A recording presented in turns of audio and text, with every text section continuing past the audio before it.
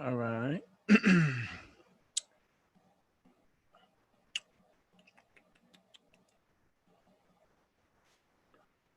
Do do do do do do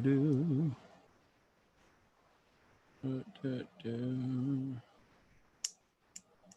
That's weird. Hello. Hello. Can you see me? Yeah. How come I can't see you in the restream? No. Oh, hold on.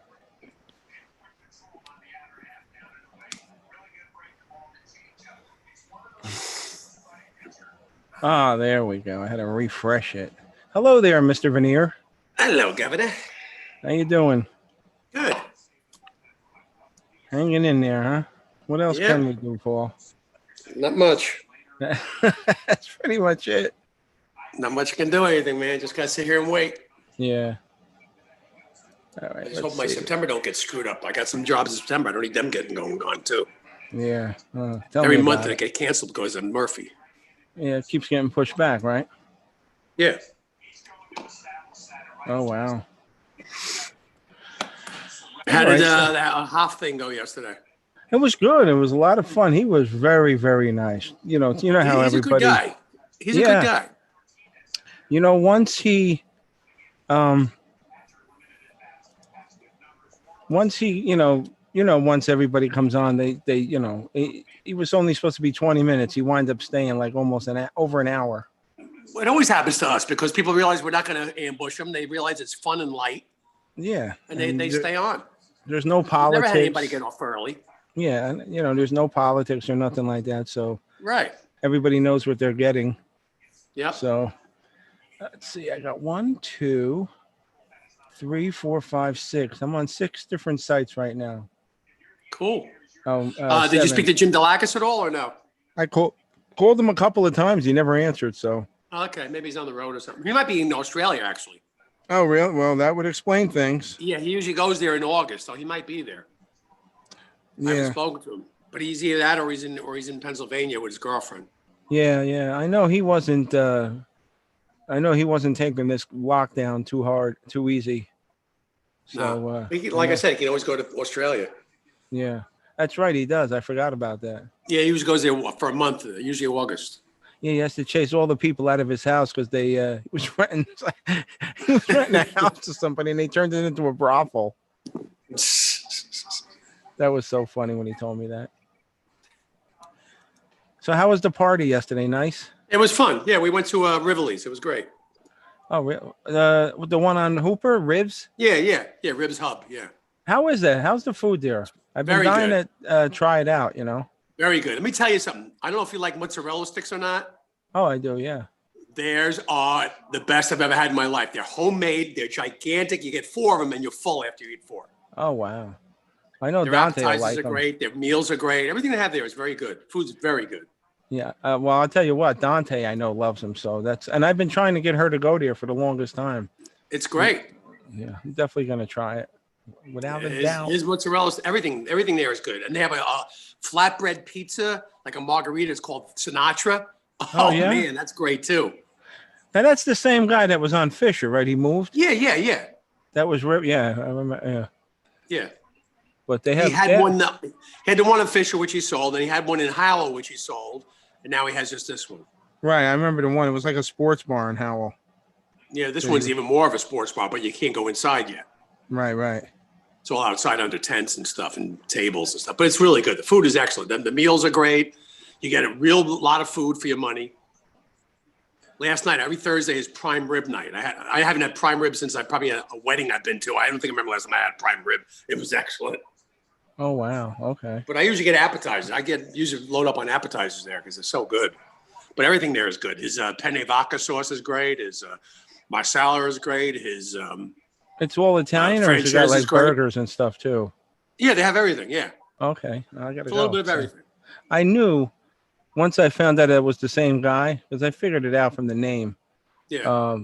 They used to give you like I don't know about the old new place, but the old place used to come out on carts. I know, like that was for one person. The eggplant you could feed 6 people with it. I know. Yep. So, yeah. we're getting a lot of great guests, and David Hasselhoff is going to send us a bunch of stuff. Cool. He had fun with General Jerry was on with us. Oh, cool. Yeah, he's How's he supposed to come doing? on tonight. I got to remind him How's he that. doing? Yeah, he has a lot of fun. He got a kick out of David Hasselhoff because he says he Right. used to watch Baywatch. watch him like while he was deployed and stuff. Right. So let me just. Yeah, Brad should be fun. Oh yeah, I didn't realize this, but he was probably doing comedy before Ray Romano. Like he was opening up for Sinatra. Way before Ray Romano. Yeah, like Like he I said, opened up Ray for was only a middle. Sinatra. Yeah, Don't forget, Ray was only a middle. Brad's been around a long time. yeah. I saw Brad years and years ago in Atlantic City, and I forget who he was opening up for. It wasn't Sinatra at the time. I think it was a music group. I just don't remember who it was, but he was excellent. He's a great ad-libber. Yeah, I mean, he has a script, but he weaves around it, which is good. That's like I do. He weaves around with the crowd, One of the times when we went out, I don't think you came with us that night. He was in New Brunswick with Rita Rudner. Were you there with us? No, I wasn't there for that. You couldn't make it. All right. So phenomenal act. Yeah. And he's kind of blue. A little bit. Most acts are. Yeah. Well, no, that's not even a problem. But the crowd that came there was old. They expected to see Rob Barone. They were expected to see. They were so offended by him. A lot of people walked out. I'm like, what do you like? You can't tell the difference between TV and reality. How about the time we went to see Cheech and Chong and people got upset with the drug jokes? I mean, who do you think you're going to see? Yeah, well, I mean, like, what are you doing in that crowd? Exactly right. Speaking of Cheech and Chong, that was funny when he goes, I hear you guys got the best drugs in New Jersey. You guys have the best pot in the whole country, and I know because I brought it. Oh, boy. But the funniest thing I remember, and that was a great show, Rita Rudner, I haven't seen her in God knows how long. Well, she lives in Australia most of the time. Her husband's from Australia. Oh, really? Okay. He has a comedy club in Australia. I don't know if she still does, but that's where she used to do it. And when you book it, you have to go there for like 2 months. Who the hell's going to go away for 2 months unless you're single and you live in an apartment? Who's going to go away for 2 months? Yeah, right. So he's doing crowd work, Brad Garrett, and he's talking to a guy about how long has he been married, blah blah blah, right. And the guy goes, "Oh, I'm married 42 years." He goes, "Oh yeah." He goes, "I 42 years." Huh? He goes, "I'd rather slam my dick in the." Well, he got divorced in 2007. Yeah. So he probably has no good memories of marriage. Well, his new, I think he's married now again, but he was engaged to Izzy, who was like, I guess is his publicist now, and she's so nice, such a nice girl. Okay. Yeah, really nice girl. But yeah, he's a tall guy. He's a tall guy. He's 6'8". Oh yeah, he's up there. It's funny because when you watch the show, he looks like average height because everybody's tall. I mean, Peter Boyle was like 6'5", 6'6", and Raymond was 6'2", 6'4", somewhere between 6'2" and 6'4". Yeah, they were all. So he looked average height, even though he's 6'8". Yeah. When I talked to Patty Heaton last week, I was talking about she has the new book out, and right. And I told her, I said, the next series you do, Patty, do me a favor. Can you tell them to give you a co-host that's 5'10" and under? And she started laughing because even on the middle with Neil Patrick Flynn, he's another 6'8". I'm like, right. It just struck me funny. She probably likes it. Makes her look petite. Yeah.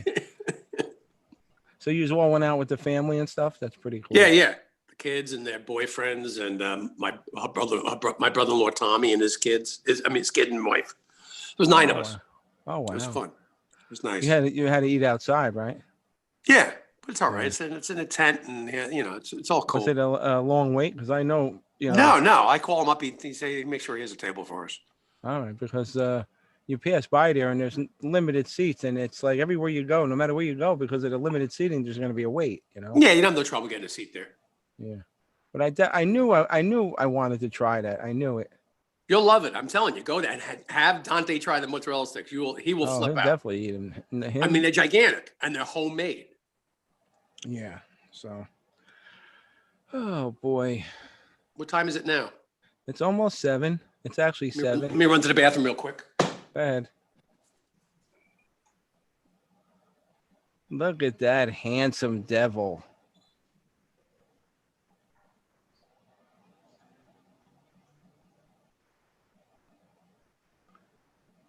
Unmute your phone.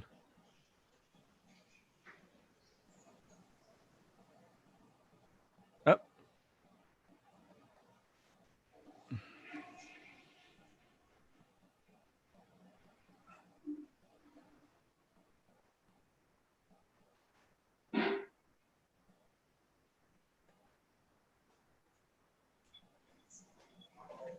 There we go. Hello, Jerry. Can you hear me? No audio today, huh? Is it on strike? Is he Turn up on? he's on. I see him. There he is. He can hear me, but his audio is not. Is your volume up, Jerry? He can't hear you. He's going to go on again, I think. No, he came in. He's never had a problem normally. So Well, maybe far. it could be, sometimes, it depends on the area you're in. Sometimes the connection is weak. Yeah.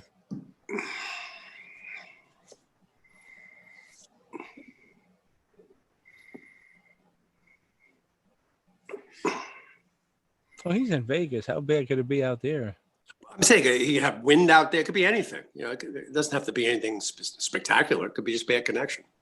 He's in the middle of the desert. Yeah. So I'm glad.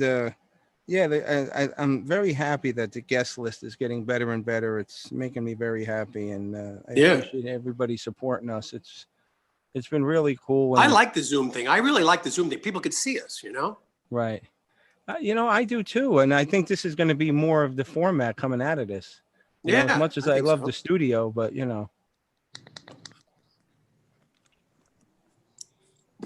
Hello, Jerry. Hey, Carlo. How you doing, man? There we go. All right. Where is he? I don't see him. Where is he? There he is. When you're a general, you're a tactician. So he was meticulous. He says, "I'm not going to give up until I figure this out." Well, I figured it out, and the guy trying to do it's an idiot. That's what I learned. I had my earbuds, my Bose buds, connected to my iPhone, and they're in another room, and it was so they were going to my earphones. That was dumb. How is that in Vegas? Is it picking up at all now? Yeah, a little bit. I was down on the strip. Last week, and I'll tell you what's interesting. If you go to the pools, man, the kids and all that, they're raging. They don't care. They are drinking, raising hell, having a great time. Now the establishments are doing the best they can to control them, because they don't want to lose their licenses. The governor can shut them down. Right.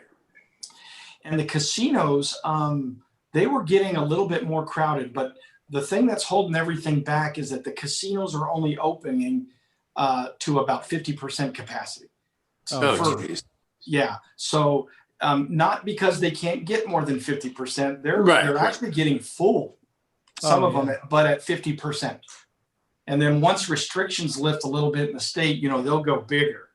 But it's picking up, but it's not as good as we would all like. How are they doing craps? I mean, people are standing right next to each other. How do they do that? So depending on the casino, some of them, no joke, they have a plexiglass between each player. Oh, God. So that's ridiculous. What you don't have is like before where you were touching and, or if someone's smoking, and you're not a smoker or vice versa, Now there's space for everybody. And in some of them, if you want to smoke, you're not even allowed to blow. You have to step back from the table, Oh, wow. do your puff and then go into the table. Now, some of the smaller casinos I was in, they don't have plexiglass. So it's casino dependent. Some of them let you get in there, but they'll only let like 6 or so to a table. You need craps. You need a full table. People screaming and going crazy. Oh, yeah. That's what sells, right? You're at a casino, you hear screaming. It's always the crap table. Always. Yeah. I'll tell you something I found interesting. I was in a few of them, and I was just, looking at the dynamics, and some of them, like the tables are empty. There's nobody in there because, occupancy is way lower, and they're still like $25 crap tables, and trying to recoup their money. Yeah. I'm like, dude, but drop that to $5, $10 minimums, and people will get on your table. Right. But they kind of are stubbornly going, well, we're a $25 a table casino because we're one of the ritzy ones. Well, no one's at your table, man. Exactly. You know? Yeah, because we have guys sitting around like this. Oh, yeah. That's what happened the last time I went Atlantic City here in New Jersey. I mean, it's the same thing with the partitions. I played roulette and blackjack, and then, you know, I tried to find. Listen, I'm not a high roller, but like $25 a hand, you'll be done in a No, few most minutes. people aren't going to do that. I'd rather just be at a don't know. $5, $10 table where I can bet what I want. 10, That's 15 right. is okay for me. You know, that's fine. You know, But you know what you find, Carlo? If you put the table minimums at $5, people will still bet 15, 20, and 25. right? Exactly. That's the funny part. But it's, That's what I'm you know, saying. At least you have a choice. That's right. They like the flexibility. They Yeah, like, 'cause and when the table's hot, you want to bet more. When the table's not hot, you want to bet less. that's right. So Oh, yeah. I was kind of like, you know, I feel very sorry for these establishments, you know, that are suffering. But then I watch this and go, you know, you guys got to get in the game, man. You got to do what you got to do to survive, not, you know, hold an image or, you know, you got to survive. And so Yeah. lower those tables so, you know, poor bastards like me will get on them. Right. Right. No, it's true though. It's true. You Yeah. don't want to have to bet $25. That's ridiculous. That's right. What's your game Especially of at choice, craps, it Jerry? goes quick. What's that? What's your Especially at game of craps, it goes choice? so quick. For me, it's craps. I love craps. Oh, Me too. That's the game to play. See, I'm a Yeah, I've roulette been- guy. Are you? Yeah, I love roulette. How do you bet? What I mean, do you go after numbers or do you, I go for this. I do 0, 1, 10, 25, 27, and 29. That's like a quarter of the wheel. right? And then I have 17 and 20 is two of my numbers, and I just cover that. And then if it comes near my number, if my numbers come out, then I go a few numbers after that, and I cover the back end, like the 12 and the 8 were not my numbers, but if I see it hits on the 27, now it's going to go further down the line. And Yeah. what I found out is, and I don't know if this is how it is in Vegas, in Atlantic City, when the dealer spins the roulette ball, he's not allowed to look at it. He has to look the opposite way. Oh, I did not know that. Yeah, he has to look like this and then spin the wheel. He's not allowed to look at it. He or she is not allowed to. I never knew that. And then I had my father was very close to a couple of pit bosses down there. And if they see that a person is hitting the roulette wheel like too much, they'll come up to the dealer next to the dealer and they'll tap him on the leg. That means change your spin. Right. Well, the Notice same with the that- crap table. When the crap table gets hot, they're bringing new chips. Yeah. Oh yeah. Or they Although change the anything stick, to man. slow the momentum down. Yeah. Yeah. It's all about momentum. And I hate when you get a dealer who is on the roulette wheel and they do one of them ones like real fast. Yeah. That those are people looking at you. It's the ones that just set the ball out there at a nice pace, and that's when you usually win. It's when they don't and they do that real spinning fast. I walk away. My father-in-law used to play roulette. What he used to do, he's divide the wheel up into 3/3. And when the balls fall in a certain third, he would play that third. And when the ball would start going to another third, he'd play that third. He won almost all the time. Wow. Oh wow. Craps, I like playing the horn bet on the come out roll. I catch that a lot. Yeah. That's And my if you catch kids the love first that. one, you might catch a couple in a row. Yeah, my kids love that bet, man. And my mother-in-law, geez, she never knew how to play craps till about it. You know, she's in her 70s and Right. didn't know how to play until like a couple years ago, and our kids taught her. And my God, man, every bet's a horn bet. That's just her favorite bet. She loves that bet. You got like that 30-1 and 15-1. You gotta like That's that. right. That's right. And it does sometimes. That damn thing will hit 3, 4, 5 times in a row. Exactly. I did it once. I hit it on the first guy. I did it on the first roll, and I didn't parlay it, but I kept on bumping it up. I hit it 4 times in a row. I hit the Wow. 12. Wow. I hit the 12 and the 2 3 times, and the other time was a 3. So I mean, I was up a lot of money right from the start. My Wow. uncle Philly, he was a craps player. I don't really care for the game, but he was a don't better. Well, yeah, but you don't cheer when you win that. Oh yeah. Yeah. Let me It pisses tell off you. a lot of people. When you get on a table and you bet don't pass, what you've basically said is, I hope every one of you around the table just gets screwed. I mean, That's that's right. really what it comes down to. Oh yeah. And so when you set that down, people, man, they're pissed at you because you're like, you bad don't make any karma. noise. You don't cheer. You don't do nothing. That's Taking right. money. Well, nobody wanted to bother him because he was one of these here guys, but they were afraid of him. But he was like, he goes, I bet there, because the odds are against you no matter what game you That's play. right. It's that, right? Of course. You know what I'm saying? Of course. So, That's right. but Those there's nothing like hitting $100 number on a roulette wheel. Oh, I can't even imagine that. I've done that a Wow. couple of times, not many, but if Wow. you know, I got escorted out a couple of times because I won big, with the security. I felt like a big shot. This was, Yeah. I'm talking the late 80s when, like, you used to be able to go there and win a 200-300. Nowadays, if you're lucky, you win 100. It costs more than that just to walk in the door. I mean, down here in Atlantic City, you got to drive there, this, that, the other thing. Got to pay for parking. Yeah, exactly. Which is Yeah, so ridiculous. that You is don't the need one that thing. money. One thing in Vegas when they reopened, they had gone to this thing where they charge for parking. They got rid of all of that. Man, people, I mean, they're doing anything they can to, get people where they go in. And by the way, when you walk in, there's temperature things in many of them. Some there aren't. Wow. And they zap you before you can go in with a temperature thing. And they have wash stations throughout now. Oh, yeah. You can wash your hands. They've got gloves and masks everywhere for you to grab. It's a very different environment. They're trying to make it where you still have fun and do all that. But, it's not. It's not, because now you're taking away. It's not the same experience. It's taking away the excitement of the whole thing, the whole experience. We had a guy visiting for the family this last weekend, and just for fun, he went and put $100 bill on red, on the roulette wheel. He goes, let me just bet 50-50, close to 50-50 odds. And he put $100 down, and it was for a bachelor party is what it was, my son's bachelor party. And so there's like 10 rowdy dudes, tearing it up. And one of them puts $100 down. They spin the wheel, and of course, everybody kind of looks and they want to see how it's going. The guy's like, all of you need to get back. If you're not playing because of COVID, you can't be near the table. And it was like, what a bummer, man. It like deflated the whole moment. Of course. In days past, that's exactly who you want to come to the table are 10 liquor-filled bachelor party dudes who are going to start dumping crazy. money. You want people betting crazy, yeah. Yeah, they're going to dump money. And this dude killed the whole buzz, man. Everyone after the spin, everyone's like, yeah, and they just left. They were like, I don't want to do craps. And they all went and stood around a few slot machines, which are, are way less money for. There's no shows, Jerry, right now, like in the theater, nothing at all? Nope, none. Because we talked to Rich Little last about a month or so ago. I talked to Rich Little. He's the resident out there, and he says it don't look like till October, maybe later, maybe next year. Yeah, it'll be solved soon. I hope. Yeah, that's what, I hope, because no shows, and here's the killer for me, man. No buffets. How can you have Vegas with no buffets? If I don't get my king crab and filet mignon, all you can eat, I'm in a bad mood. Oh my God, that's too funny. Yeah, no buffets. The only one that's open in town is the Wynn. The Wynn went ahead and opened one, and we're hoping that others are going to open soon because that'll drag people to the Strip just to go eat. Right. Yeah.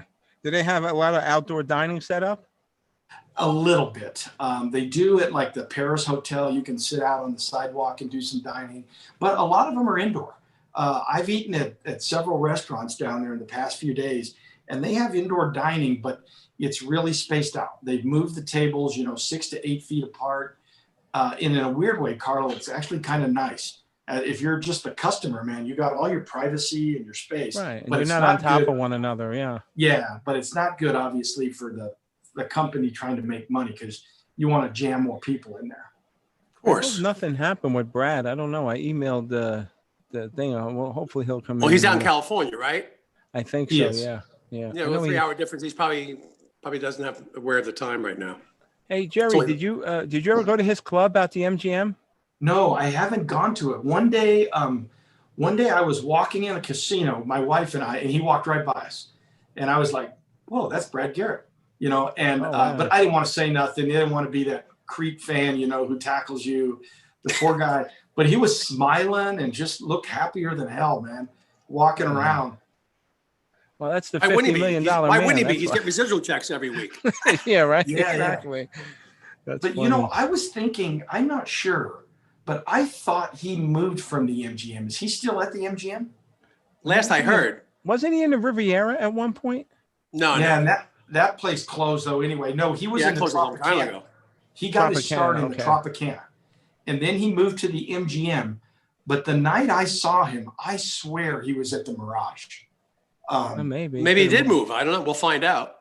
Yeah. Yeah, absolutely. we could just ask him, "Where's your show at now?" But yeah. I swear my son was there watching it's called Beatles Love, a Beatles Cirque du Soleil show. It's really good. And it's incredible. He was walking out of there. I swear he did a show there. Maybe it was just a one night show or something. I don't know. Not if he has a contract with the MGM. I don't think he would be doing that. Yeah. Although do maybe, they own- maybe do because they own- he's not, because it's only his club. It's not like he appears there all the time. So maybe he can. He might be able to play other clubs on his own. Yeah, and I'm not sure if MGM, they own like 13 properties. I'm not sure if the Mirage is one or not. But if Yeah, I don't know either. if it's with MGM, he can bounce around, I'm sure. Yeah. Yeah. All I know is he's a funny dude. I've never seen his comedy show, but you've seen him in so many just so many shows or movies, or he's voiceovers. He's a voice actor. His stand-up So is excellent.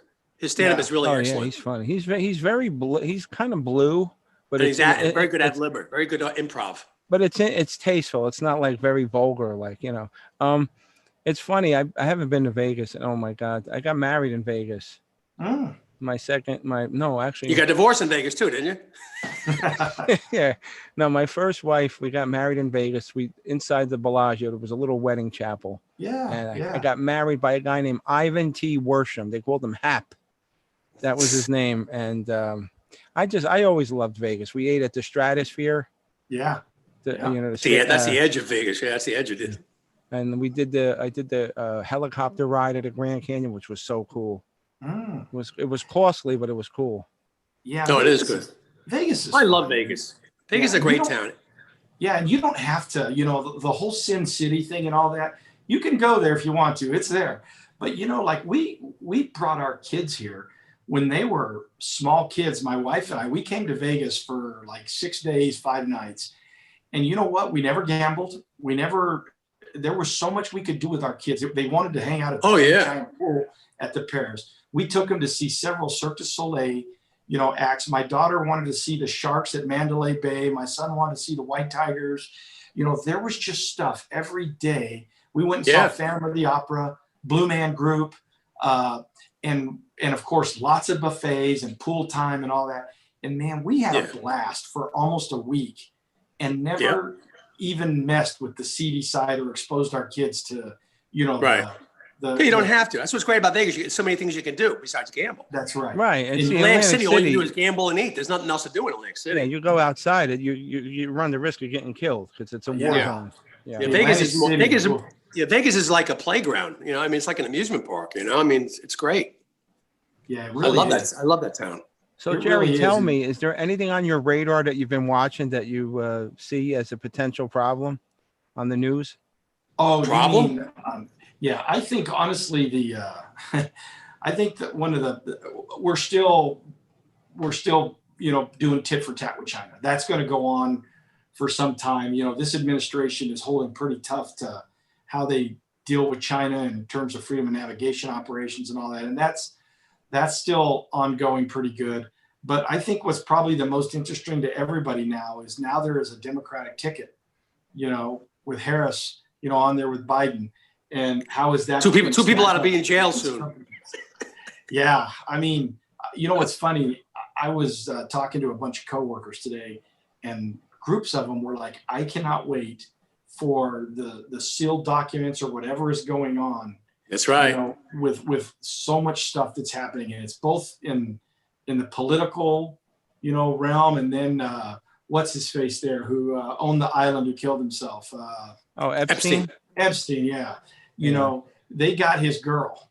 Ghislaine Maxwell. She was the one that really ran it. She was. And, who knows what tapes, They have videos, everything. Jerry, they have audios. everything, Jerry. Yeah, They have yeah. everything. This is going to get pretty weird, And they're going to take these people down, not just for treason, sedition. What's really going to turn the public is when they show them the things they did to kids. That's the Great Awakening. That's what's going to wake up the public. The innocent young girls. It's disgusting. It's just gross. And kids too, little children too. Yeah, it's gross. And It's all I gonna don't come know, there's a lot of speculation of, just because people went to the island, I don't know what they did. I can't say. But all I can say is if she turns evidence on them for her own survival. She will. And I would think she would. Of course she will. She's definitely going to save her own ass. Yeah. Yeah. I hope the people who were hurting children, that they're horrifically punished for it. Oh, they will be. Yeah. They will be. You got my vote on that. Those kids that, being taken advantage by the rich and powerful. Yeah. is That's just the game unacceptable. changer. That's the game changer, Jerry. That's the game changer. That's what's going to wake the public up, because public will put up with the treason and sedition. They don't really care the corruption. But when you show them what they did to kids, public's going to say, everybody in the public's going to say, hang these Yeah, people. that's a deal breaker. Once soon I as That's you agree. right. put them That's in the middle. what's it's all going to Yeah. come together at the same time. They can connect all the dots. It's all coming. And Durham's pretty much done with his investigation. Just a matter of when they want to release it all. Yeah, that's what's going to be interesting.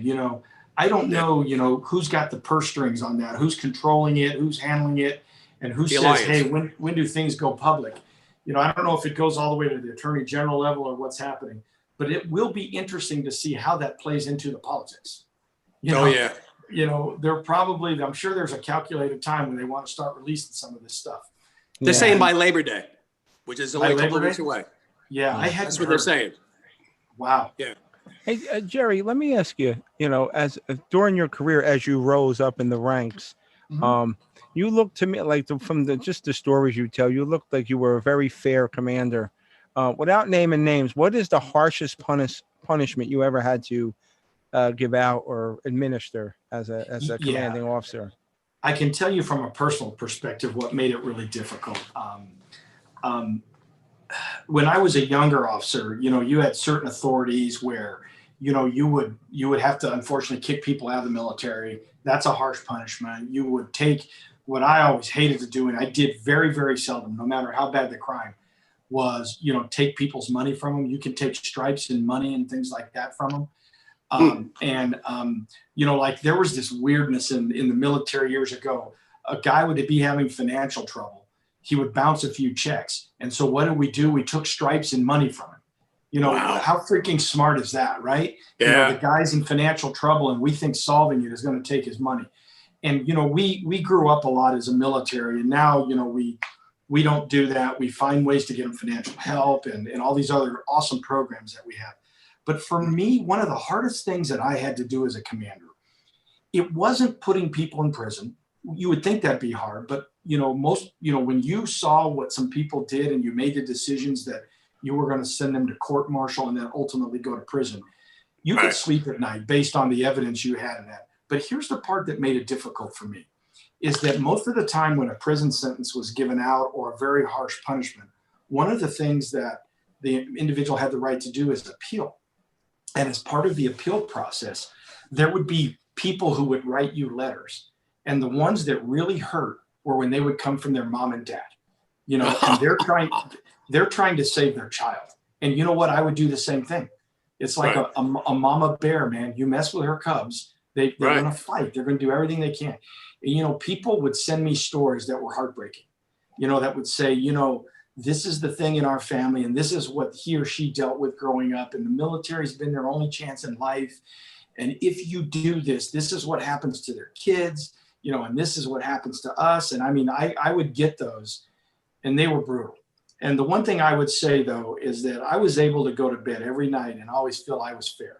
I'd have the hardline attorneys and people like that. Attorneys in the military, unless you're a defense type person and there's a special group of people that they call that, you're a prosecutor in all reality. You are there to assist the commander in prosecuting people. And, some of them would come in with really hard, like, this is what I would do. This is what I would recommend. And, there were many times I said, no, this is the way I view it. If I ever got documents, and I'm not joking, guys, they would be 12 inches tall with personal testimonies. Here's my version, witnesses. I would read it all. I read it. It was brutal because you get tons of those cases, but I would sit on a weekend for hours and I would read a case and I would talk through it. I'd call in the lawyers and I'd re-ask questions and then I would make a decision. But what was the harshest punishment for AWOL, if someone went AWOL? Yeah. So here's the funny thing about AWOL guys. Most of them you don't catch for like 20 years. You don't catch the, the dudes who just disappear. You either find them in a few days because they either do something stupid or unfortunately, many of them go out and they go AWOL to commit suicide, which is horrible or something like that. But most of the people who are missing for 48 hours or whatever, those guys, we usually find them pretty quick. But what the hard ones are the ones that would come across my desk, which were far more than what I just described. And these are, hey, man, Alabama, somebody just arrested a dude. And on the search, we realized he went AWOL like 30 years ago. What do we do with it? Right. And those were always like, oh, my gosh, Is there a statute of limitations on that or they could still prosecute you? you know, there are statute of limitations on just about everything, but you know, being a deserter is one that, you know, if you choose to, you can go back and you know, you can have effects on their life. Let me just put it that way. You know, Because you're still theoretically still in the military. that's right. You know, getting them in jail, you know, honestly, pretty difficult to do. And most commanders, after a dude's been gone for 20 years, you know, they've got a whole other life and families and all that. And most people, in all truthfulness, are not going to go, you know, hey, let's give them life in prison. They're just, it's just not worth the time. Hey, Jerry, are the punishments and the when you sentence somebody or charge somebody, are they the same in all four of the branches? Like I was watching, like for example, I used to love JAG, you know, and they used to say like one of the lower forms of punishment was a letter of admonishment in their file. That's right. Is that uniform through all the branches, or was that only indicative of the Navy? No, it's uniform. It's funny you mention it. The law that we use in the military is called the Uniform Code of Military Justice, UCMJ, Uniform Code of Military Justice, and it is very uniform across all the services. You know, you can do things like letters of admonishment. There's letters of counseling, letters of reprimand, you know, that are your smaller punishments, but can still be career ending. You know, depending on, this is the thing with it. The commander has a lot of latitude within each of the barriers, but there are limits. There are definitely left and right limits on what you can do depending on the severity of the crime. And then there are left and right limits, you know, on levels of punishment. You know, if you go, hey, this guy did this and I want to give him the harshest this, there's still limits on what you can and can't do. Yeah, it's still U.S. codes. There's still codes that. Where that gets, and there's still limits as well in court, but where the individual commander loses the decision making on how hard left or right they want to go is when we send them to a court martial. A court martial is now a trial, and so they go in there, and if they're found guilty, then the judge sets a sentence. Now there was a time in the past, like where a judge could set a sentence, and the commander, like me, the 3-star who sent the person to the court martial, could say, you know what, thanks, judge, I don't agree with it, and I'm changing the sentence to this, or I'm just repealing it. They're not. Oh wow! I didn't know you could do that. You had huge authorities, but due to some issues that involve sexual assault and a case where a general did what he thought was right in terms of a sentence with a guy, it got Congress involved, and a lot of people were upset. And after that, the rules changed a little bit. We can't just take a judge's sentence, and especially with sexual assault, and go, yeah, I decided this instead of you. Now, Jerry, I apologize that my frame of reference is only from watching it on TV, but in the case of the movie A Few Good Men, how accurate is that as far as like what could have happened to Jack Nicholson? Because he was a colonel, he was in charge of the whole Guantanamo Bay, so he would have a lot of military clout and protection. But not for certain things, but in that case, enough for murder. Yeah. So what's funny? I love that movie. I think you got Demi Moore, you got Tom Cruise. I mean, and it is really, really good. And Jack Nicholson, man, he plays that role well. He's just a mean ass colonel, and really plays it well. But there are some things in it that clearly are, like a little hokey. One of the opening scenes where they're like in the Humvee and there's the dirt, dusty road and he's on the fence.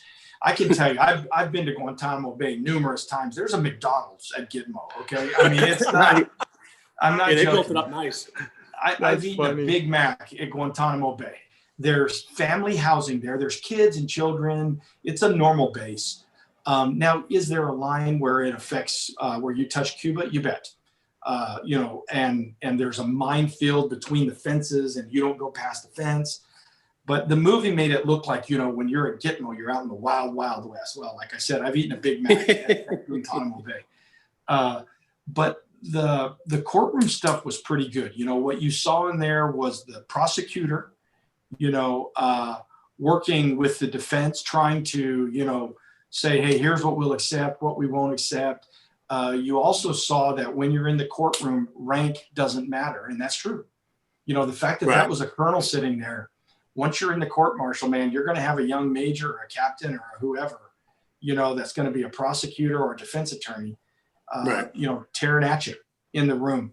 So, you know, there was certainly some Hollywood in there, you know, I want the truth. You can't handle the truth. Well, I mean, it doesn't look quite like that in a military courtroom. I like But, when the judge put him in his place. The judge put him, I demand respect myself. And Yeah. it's Yeah. my courtroom.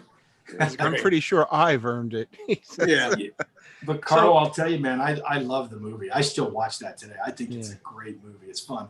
And you know, any senior officer that ordered, you just don't do that anymore. These old school days of, you know, you bring recruits in and you can abuse them, and you can't raise your voice at them, you can't cuss at them. You know, there's very strict rules about what you can do, and it's for good reason. It's to get rid of, you know, harassment and things like that, and actually make some constructive training for your men and I women. remember that they said that because I don't know if you remember the movie Heartbreak Ridge with Clint Eastwood. Oh yeah. Yeah. He Oh, was yeah. a very harsh commander, and he says, and a lot of people were saying after the movie, they cannot talk to them like that. It's Yeah, a little you inaccurate. can't. That's all You like can't. Hollywood, you know.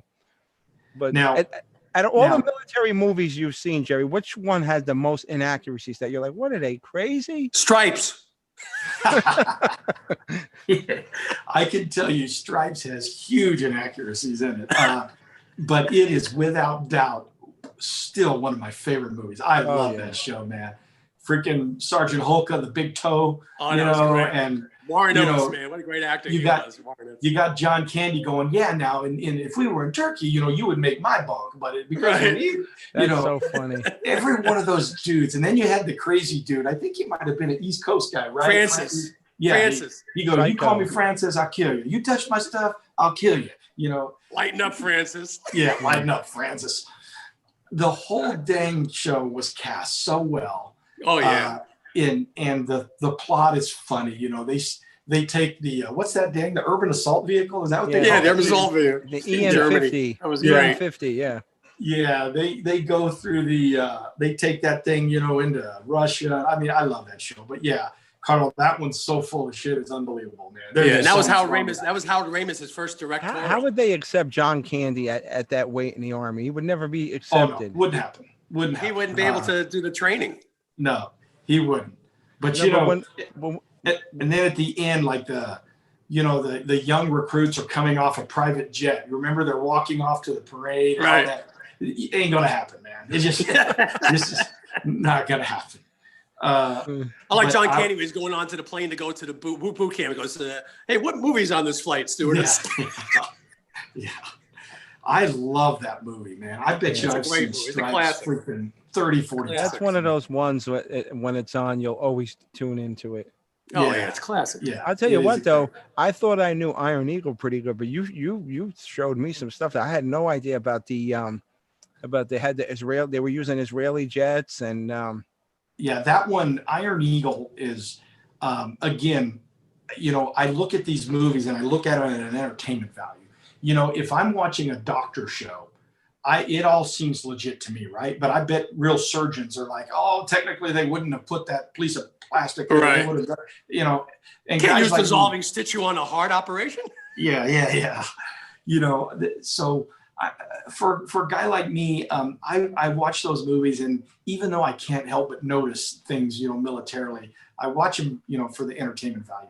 In Iron Eagle, oh my gosh, there's scenes while they're in dogfights. In one scene, he's got rockets and all of that on his jet, and then when he turns this way, they're all gone. Then they're there, and it's in the same dogfight. no You've got him continuity. going, drop the Mark 82 or 84 bomb, and then you see the explosion, and it's a missile. It isn't even a bomb. It just goes on and on and on. I mean, so many inaccuracies. But like I said, when we had that awesome cast on your show, you know, and doing the reunion, is that's what made that movie sort of touching in its own way. Is that, you know, it was so fake that it was entertaining. You know, Yeah, it was people just, didn't even care. Yeah. you don't care. No, you get a kid, you know, you got the storyline that he's going to go somewhere out over in the Med, and he's going to save his, you know, his father. And, you know, you got Lou Gossett, who is the man, you know, training him. And it was just a good movie. No, My it's favorite funny war movie was The Dirty Dozen.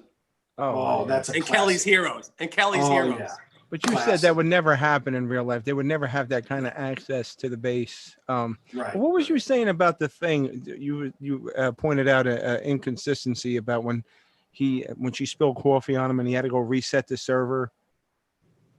Oh yeah. All I was saying was it was a little bit, these kids basically ran the base, and when they needed something done, like the one girl spilled coffee on her father so that he would leave and she would have access to all the secret information. Oh, It ain't going to happen, man. No. It's just not going to. First off, no kids are going to be in that vault where there's, information like that. And then second, the father isn't going to leave people unattended around, information. But especially today's technology, that would never even, no chance in hell that would ever happen. No. What were some? I know you like one of your favorite movies of all time was Top Gun. What inconsistencies did you find in that movie? Yeah, in Top Gun, there's like one piece where it says, you were told, it was like, don't go below the hard deck. Hard deck is 10,000. But when you watch any of the scenes before it, there's mountains like right next to them in the ocean, in water. They're clearly not up where they're supposed to be. There's some scenes why, I'm in a flat spin and I'm going down and you watch the altimeter and there's a thing called vertical velocity indicator, which is how many feet per minute you're dropping, which, for an altimeter to go like the way it was and then have time to do all this stuff. And, they would hit the water. Already. Yeah. They hit the water in seconds, stuff like that. And Tom Cruise was too short. He would never be a pilot. He's only them cockpits are not very roomy though. No, they're very not. Small. They're not. You have to have legs to reach everything, don't you? Yeah, Top Gun. The one thing that they did have very few inconsistencies in all truthfulness compared to a lot of the movies. They had a guy. If you go look on there in the credits, right? Nobody ever hangs around and reads the credits. If you watch Top Gun, there's a guy that his name is Sandy Winfield. And I think his call sign might have been Jaws or something like that. They had his call sign or whatever on there. And he was one of the several people, Navy guys, who were advisors as young naval officers. Okay. He later went on to be the vice chairman of the Joint Chiefs of Staff, the number 2 in the whole country. And he was one of the advisors on Top Gun. So they had fighter pilots. They had fighter pilots right there with them, making sure there weren't inconsistencies and things like that. But the one thing that those guys who are advising can't control is, when it all goes to the editing room and people start, that scene of the altimeter, when that's not even there. That's a thing they dub in, right? Right. And it's a cutaway. It's a cutaway shot. Yeah. Yeah. And so, somebody QCing, the daily activities of the filming is not going to see stuff like that. But Top Gun didn't have near as many. It really didn't. But there are a few, you sit around as a pilot and you can't help but notice, certain things. You've flown, how many, being a pilot, Jerry, how many different aircraft have you flown? I mean, from I think total is 7. That includes the 2 ones I learned on as trainer aircraft. One of them's a little 2-seat, non-supersonic jet. And then once you learned how to fly a jet, then they moved us into a supersonic 2-seat jet, and I flew that. And those are the only little guys I really flew. Then I got into the big fat heavy world. So I flew large cargo planes, in-flight refuelers, stuff like that. And you like the cargo planes, you said. You like those the best, right? I love that. It's not about the plane itself. It's about the mission. I just enjoyed going around the world. It fit my lifestyle. I loved it. Right. One night be in Mombasa, Kenya, and then the next night I'm in, who knows where. You could be in Thailand. You could be in Africa, oh, wow. In some other place. Who knows? And I like that. I like seeing and experiencing the new things. The cargo plane was the C-130 transport. That's the same type of plane, or?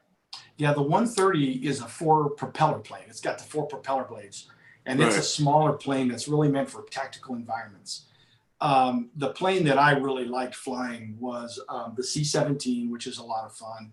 The C-5 is a big monster. That's the one where the nose opens and you can drive tanks on it and stuff. It's a real big guy. It's the size of a 747, except it's even fatter. The one with the flap that goes down, Yeah. And that one was fun, man. That was just a fun plane to fly. You're sitting there up there with this yoke, and you feel like, you know, you're in this cockpit and have no idea an entire city is behind you. You know, it's just such a huge airplane. It's gigantic. Oh, stewardess. Yeah, it's gigantic. Not the cocktail stewardess. Jerry, what was the plane that I saw in I can't remember what movie it was. It was up in the air and it looked like a big satellite dish and it was spinning. It was an Air Force. That's the AWACS. Yeah. The AWACS. That's the radar, right? That's the radar one. Yeah, it's an airborne warning and control plane. And what it does is it's got radars that, you know, that big dome, it can look all over a battlefield and give you really crucial information. I remember during Desert Storm, the real, you know, way precursor to many of our conflicts. I was a young officer, barely just pinned on captain. And, you know, when the war first started, it was crazy. You know, you had thousands of airplanes every day going up and back. And I remember one day, you know, an AWACS reached out to me and said, you know, traffic to your right, you know, and we were always clearing and looking. And man, there was a C-130 and us. We were just coming together. Oh, you know, we both took evasive action. But there were so many airplanes in the opening nights of the war, and we had procedures and stuff, but you just couldn't account for, you know, all of the things that happened. But it was an AWACS, you know, who made that call to us. And I'm very appreciative and have been appreciative for what AWACS does my whole career. Yeah, I remember I grew up on Long Island, and I used to see a lot of them because they made them right in Grumman and Bethpage, and I grew up in Levittown, right next door. I see those a lot of times. They were How accurate is that? Like, could it go all the way to the ground, or like sometimes I heard that below 50 feet they can't track you because then it's like too much clutter. Yeah, it all depends on where they are, how high they are, how low they are. There's a lot of variables that go in reading a radar and what it will do. But what I will tell you is that it's a very capable system. It's been proven over and over and over, you know, for being there and managing conflicts.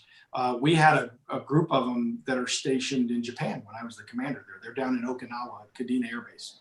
And, you know, should we ever have that fight that none of us want, you know, where we have to defend against North Korea or China, you know, the AWACS is a very integral part of ensuring that, you know, we can win that fight. That's got to be a cool plane to fly too. Yeah, it's an old plane in terms of airframe. It's a Boeing 707, I believe, body, old plane.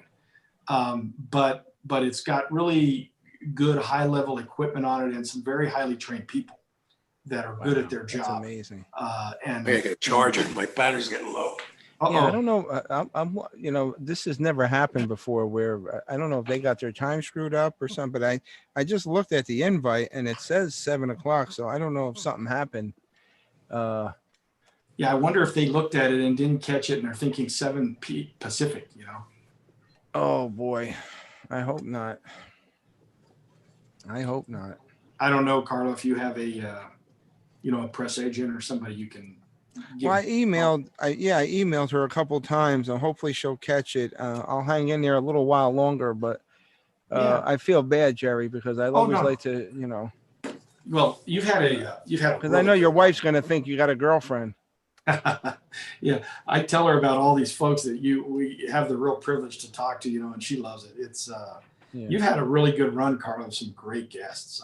Great guests. I'm trying to keep that run going, but you got a lot of positive responses about Iron Eagle. People were like sending you like quotes and stuff. Yeah, it was pretty cool. You know, when I do these things, you know, people like to chime in, and Iron Eagle was one that I had put a LinkedIn thing out on, you know, advertising that you had arranged to have a reunion of the Iron Eagle cast, you know, the originals, and people were chiming in from all directions about stuff. People going, man, I really remember that movie. Like I told you, one guy sent a thing on LinkedIn. All it said is, that's it.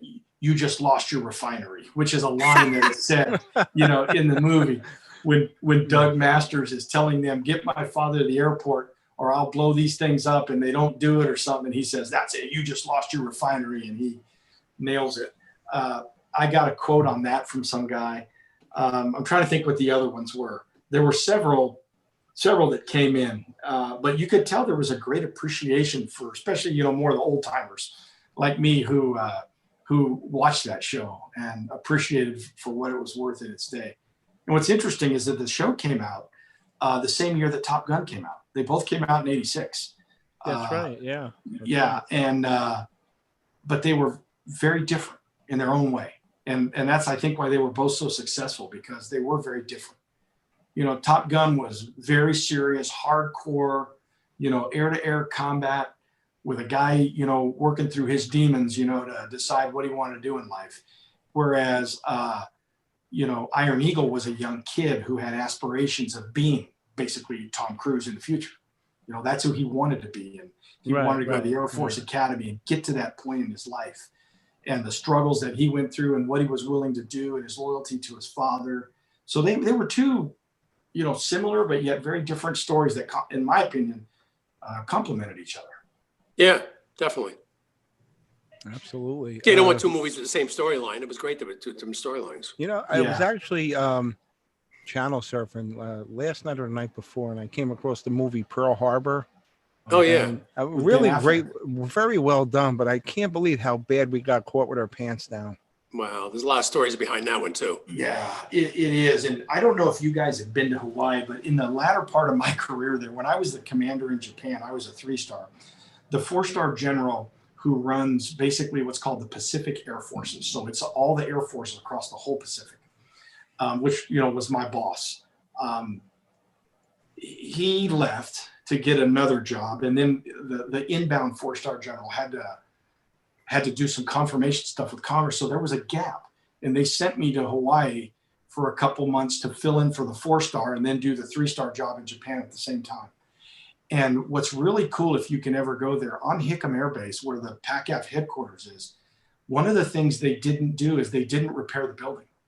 They left all the bullet holes and the stuff knocked out all around the building as a remembrance, you know, for what happens when, you know, when we're caught off guard or, you know, when we underestimate an enemy.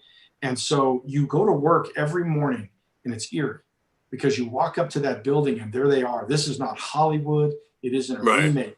There are the bullet holes, you know, that symbolize where all these men and women died, you know, who are serving our country. Really historic place. But Pearl Harbor's tough for me to watch in any movie. I've watched, like, you know, when you watch Midway, which is another great movie. That is a great movie. Never saw it. But it's a good movie. You should catch that one, Carlo. I'm definitely going to check it out. It's really good. And it was the turning point of the war, because now it was our turn where we caught the Japanese off guard and basically sank all their carriers, which they no longer had the forward presence to stop U.S. forces from driving towards Japan, because they didn't have airplanes. And so now we could start our island hopping and doing all those things that we did, you know, because their carriers were gone. It was an amazing, amazing historic battle, the Battle of Midway. But at the beginning, they show how we got to that point, and they once again show Pearl Harbor being attacked. It's so hard to watch that. It's just tough to watch in any movie. Watching that movie last night, and like I said, I know it's cinema, but I could just imagine how they were sitting ducks on the ground. You know, on a Sunday morning, a church morning, where, you know, you're living in Hawaii. There's a good chance that Saturday night you were out, you know, pushing it up, you know, having a good time. I mean, you're in Hawaii, right? Who wouldn't on Saturday night? And so, you know, just caught them all at a horrible time. And the if there is any shining thing about such a tragedy, it's the amazing stories of what men and women did who woke up and just ran out and fought, man. It was that American spirit that, hey, we may be beaten down, we may be outnumbered, we may have been surprised, but we are going to fight. And there's a lot of stories of heroic things that people did. And that's the solace I take in that attack, is that, you know, it showed the true fiber of the men and women that are serving, and what that all the people that joined up too point was going to have to face in the future. All the people that volunteered too and joined up. Yeah, that's right. Jerry, when you said you filled in for the 4-star, how come they didn't tap you for the position? Oh, no, there was already somebody identified. All this was they were waiting for that person. There's a long confirmation process to get through Congress. And the guy that they picked was the right guy. His name was C.Q. Brown, General Brown, who I've known since we were young captains together. And he's a fabulous officer, a hard worker, very, very competent in warfare, has served in the Middle East. And really, a really cool thing was just confirmed, if not confirmed, but actually sworn to office a few days ago. And he had a swearing in ceremony in the Oval Office and became the first Black chief of staff of the Air Force. He's the top general in the whole Air Force now. Wow. The first in our history, which was awesome to see. And not because he's African-American. You know, he got that job by busting his ass for many, many years. And he's a guy that all the people who work for him, you know, always really liked and respected. I loved working for the guy. Yeah. You just love having a competent, you know, good, hardworking boss, you know, who listens to the people. And that was General Brown. Was that the same guy that you were talking to Louis Gossett Jr. about that was actually the character of Chappie? No, that was a general from a long time ago. That was a Vietnam era guy, General Chappie James.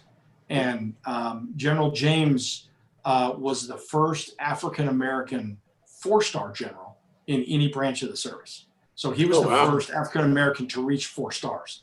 And again, I love that guy. He's a hero to me, not only for what he accomplished, but like I told you on that show, he retired my father from the military. I have a picture of Chappie James with an enlisted man. You know, my dad's enlisted guy. So he's got stripes on his shoulder, and this 4-star general took the time to retire an enlisted man. You know, that's a nice connection. Yeah. So that's why I felt a connection to that character, you know. Chappie Sinclair, you know, I think was a honor and tribute in a way to Chappie James, you know. Right, probably was. Yeah. So I loved it. But yeah, 2 different guys, both heroes, both good people. And General Brown now, who is running the entire United States Air Force, you know, it was great to see a good guy like him take the reins. And I think there's great days ahead for the Air Force under his leadership. Jerry, did you set out to, like, you know, there's some people that join the military and they just want to serve and come home.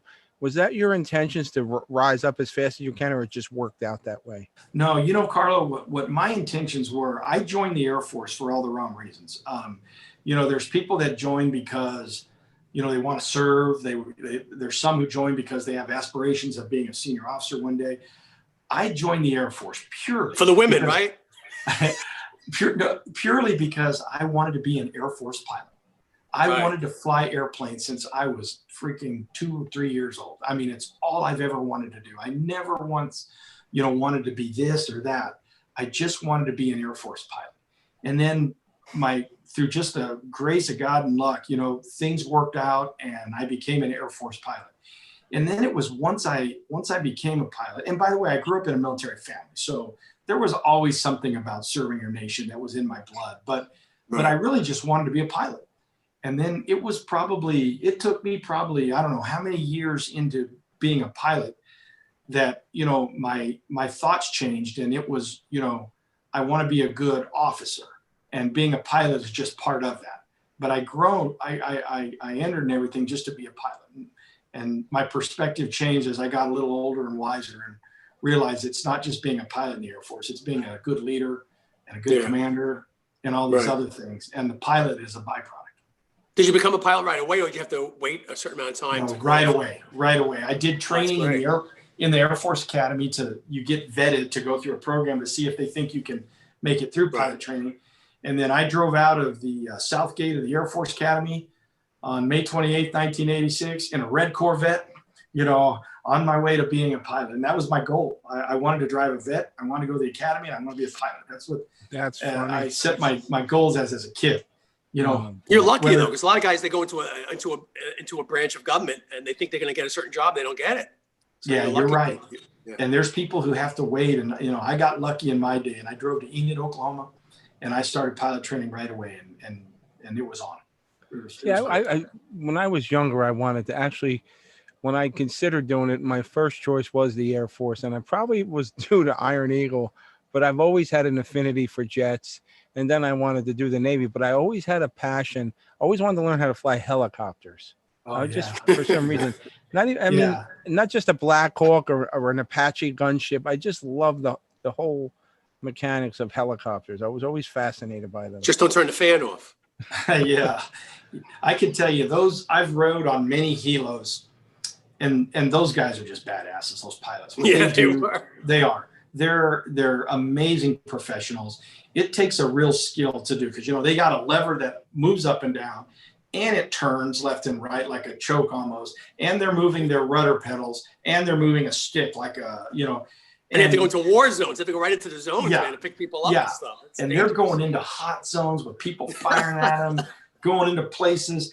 And it takes a really, really special individual and a talented individual to be able to do that. And I've watched so many helicopter pilots, go into all kinds of places, whether it's in war zones or even in Japan. I flew on helicopters all the time to go in and out of Tokyo. I'd land on a pad downtown in the skyscrapers and everything, because getting into town for all my meetings with government officials was very difficult with traffic. And so I'd watch these youngsters who sit up there that are flying, and I was like, man, these guys are good. I wasn't that good. I wasn't that good, and I couldn't even do what they do. If I got up in that seat. Well, it's a different kind of flying. It's a different kind of thing entirely. It is. It is. And, one time the Secretary of the Air Force, who's the top civilian leader of the Air Force, was visiting my base. And as part of the thing, we wanted to show her all the military installations and show them the training and things that our aircrew members do. And so we were in a 3-ship formation of helicopters, doing some stuff, and just watching these guys, how they do like a jet would do, and just tuck in behind and maneuver. And then at the end, they can just fan out and make this weird approach and stop that thing on the dime. I'm telling you, those guys, they get an A+ from me. And they have those other new helicopters too. They're not that new, but they're pretty new, where they can glide. If in case something goes wrong, they can glide in now. They don't spin out. Yeah, Why do they have more of those? What do they call that? Like auto rotation or something like that? Where these guys have like a back wing and stuff. And they could. But I'll tell you the one. Why they're all on like that? I'll tell you the one that's really crazy that we have stationed in Japan as well. It's called the Osprey, and the Osprey is a helicopter and an airplane. So the blades are turned down, and it goes up and down like a helicopter.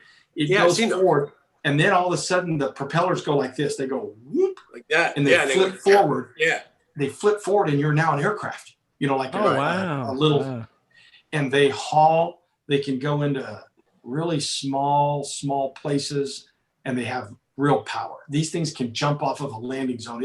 It scared the what out of me the first time I was in the back of one. And it launched off there.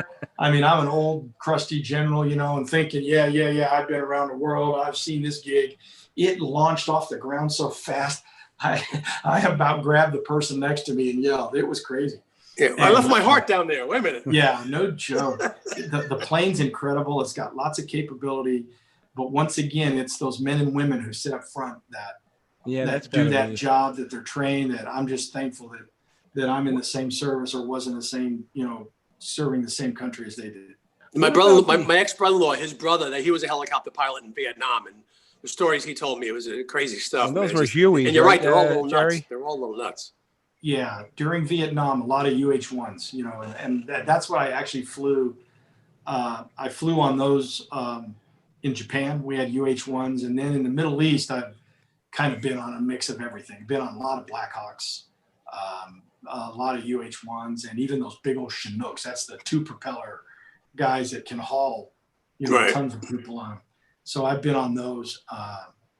But helicopters, the only thing that bothered me about riding on them is, I'm used to a jet, and when my jet engines quit, I just start another engine, or I make sure the others are running, or I try. Right. When that helicopter started, that blade, it's scary. All the way down.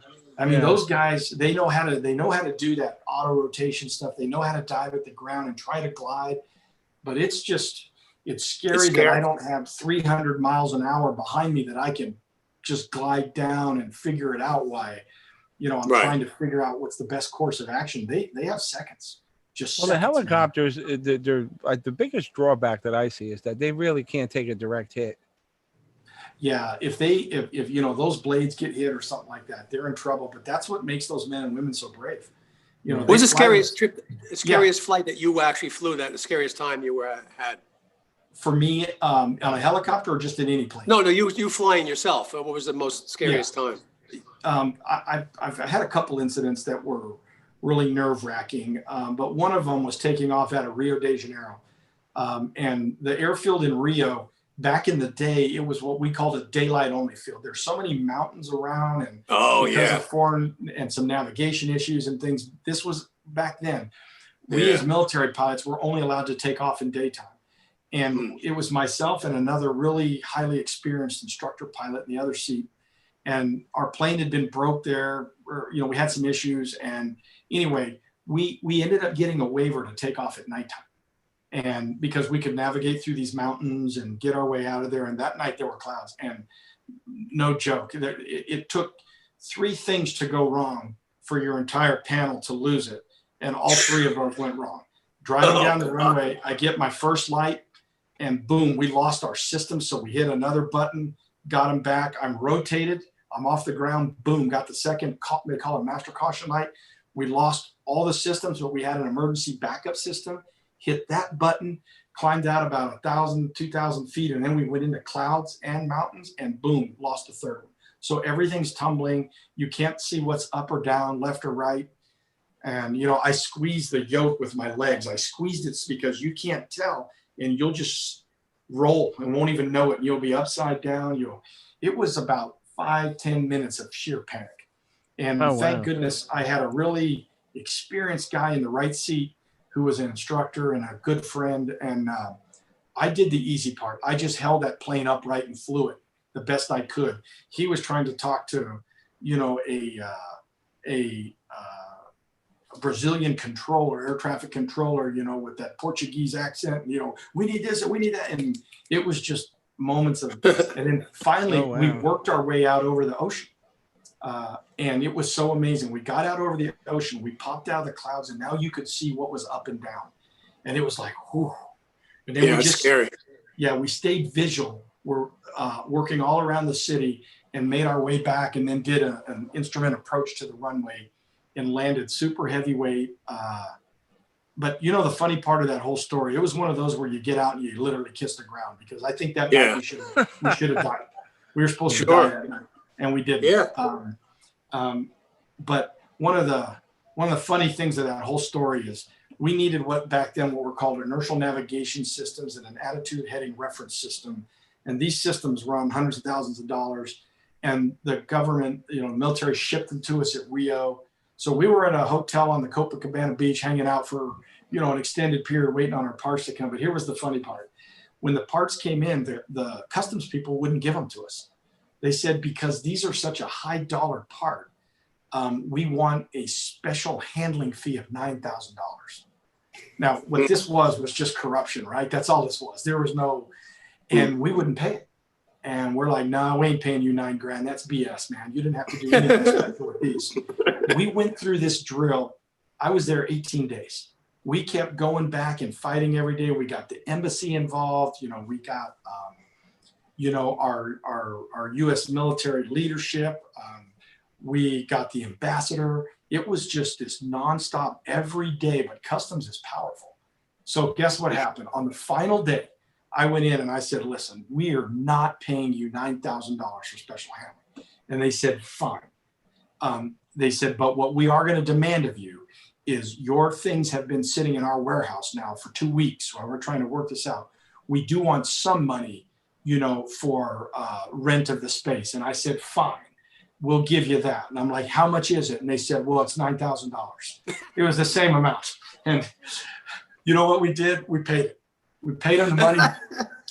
I really believe I would be a Brazilian citizen today in an apartment there, because I wasn't leaving. They were not going to let us go. That's funny. That's too funny. Yeah, but what was kind of funny is that, you know, after almost losing your life, it was pretty comic how it ended, leaving the country, having to pay a bribe and do all that. And that added some levity for all of us. Hey, Jerry, let me ask you, that thing in Top Gun where he was doing like a negative 5G, he was inverted. Is that possible? Yeah, so with every aircraft, there's positive and negative G limits for every plane. You know, so certain planes, a negative G, the way to describe a negative G is if you're flying straight and level, you know how when you want to climb real high, you're pushed into your seat, right? You're like, whoa, because you're putting positive G's on you.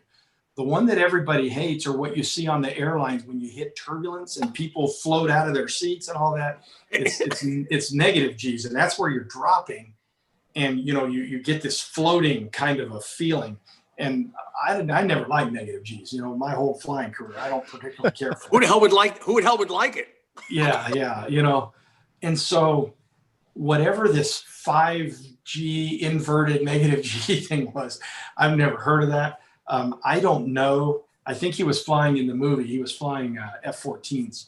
I don't even know if the F-14, what their plus and minus G limits are. But what I can tell you is I've never heard any other pilot in my time in the military say they were doing a 5G negative inverted dive or whatever he called that thing. What's that old joke? There's an old joke. A guy's a parachuter and he's on a plane. They say, okay, when you jump out, you pull a cord. If that doesn't work, don't panic. You have an emergency cord, pull that. And when you get down there, there'll be a truck waiting for you. You say, okay, he jumps out of the plane. He pulls the first cord, nothing happens. He pulls the second cord, nothing happens. He goes, I bet you the truck's not even waiting for me when I get down there. I don't know, Paul. I don't know what happened. Once in a blue It's moon. it's probably just a mix-up. He probably forgot, or he's doing something he forgot about it. Yeah. It could be the times too. When you tell somebody, hey, it's 7 o'clock or whatever, time zones all the time mess things You're up. probably calling at 10 o'clock tonight. But you know what? I'm very meticulous about making sure I put EST because we're on the East Coast. But it could just be Carlo in translation. It gets from a press agent or whatever to another person. It might just be a mix-up. I can't imagine that he would just ditch you for no good reason. No. I know that. It's just I feel because I was excited for you because he has the club in Vegas and you can probably go out there and get to meet him and stuff. And I'd love to meet him. He, like I said, he walked by me one night in a casino. And I didn't want to be that dude, These poor guys are out trying to have a good time, and they, all the fans come up. He's a tall guy too. He's 6'8", man. He's a tall guy. He's huge. Oh, he's a big dude. Big. Yeah. I don't know. Should we call it, Paul, or what? Call him. See what happens. No, I'm saying, should we just keep going or wait, or what am I? What might as well go. You never know. Let's see what happens. It's up to you. It's your, whatever you want to do. I don't care. I just feel bad because Jerry's going to get divorced because of us. I'm good, brother. This is easy stuff, man. I'm just chilling and enjoying conversation with you guys. So you're retired, Jerry. What do you do? I know you work for a company, but you're retired now. Yeah, retired from the military, but I still work full time. Oh wow. Yeah, I work with an airline, and then I do some side gigs. I do some consulting, where I advise on everything from some national security stuff to different things, and then I do some stuff with the History Channel I've talked to you about before. The series Defending Japan. Yeah, where's that at? Where are we at with that? There's going to be a season 2 or something? Yeah, there is. We're still trying to finish season 1, man. The Corona thing just freaking slowed everything down. Yeah, it slowed everything down. In fact, on Monday, I've got a Zoom call with the producers and stuff, and they've got it, episode 8 of the first season, they think cropped pretty well, and we're going to I'm going to sit with them, the History Channel people, and a company called Aurora Borealis Entertainment. And we're going to go through episode 8 and just final chop it, and see if everything's right. And so that's on Monday. So episode 8 and 9 will come out. And then we did a special episode on COVID and what those effects are on the alliance in Japan and on security in Japan. And then once we get through those, then we'll start filming on season 2. Did you ever talk about the Aurora Borealis? Did you ever get to fly up there and see that? See like the Aurora Borealis, did you ever get to see that? Fly up that way and see that? Yeah. So I sat in Iceland one time while I was flying up on Iceland, and the Northern Lights, all lit up, and it's gonna be cool. It was really neat. And then I've seen the Northern Lights one time where was I at? Actually, I was in Iceland again, but I was on the ground. And we were sitting in a thing called the Blue Lagoon. It's a hotel, but it's an outdoor hot, like sulfur pit, kind of. Yeah. You just sit out in this baking water in the winter when it's, or summer, whatever. But I saw Northern Lights then, and it's amazing. It's got to be surreal, right? Yeah. Space at large is something that fascinates me. These me guys too. that get to go into space are really lucky. And then these guys that study space, just when you think space ends, there's more stuff beyond it. I don't know where it ends. I don't know, where does it end? I don't know. It cracks me up. They always say the universe is always expanding. Well, if it's an infinite, where's it expanding to? Yeah. How can it be expanding? Yeah. How can it? It's pretty cool.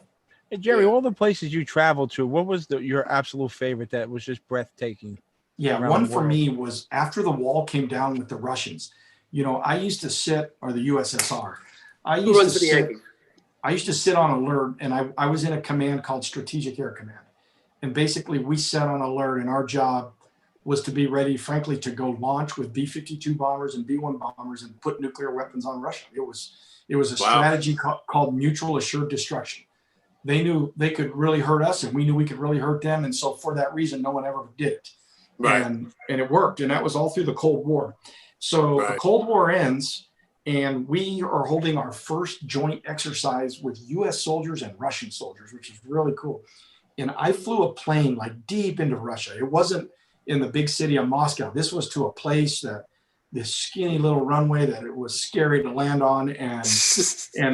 And we parked my big airplane there. And my sole job was the Army soldiers disappeared somewhere and went and did exercises with Russian soldiers.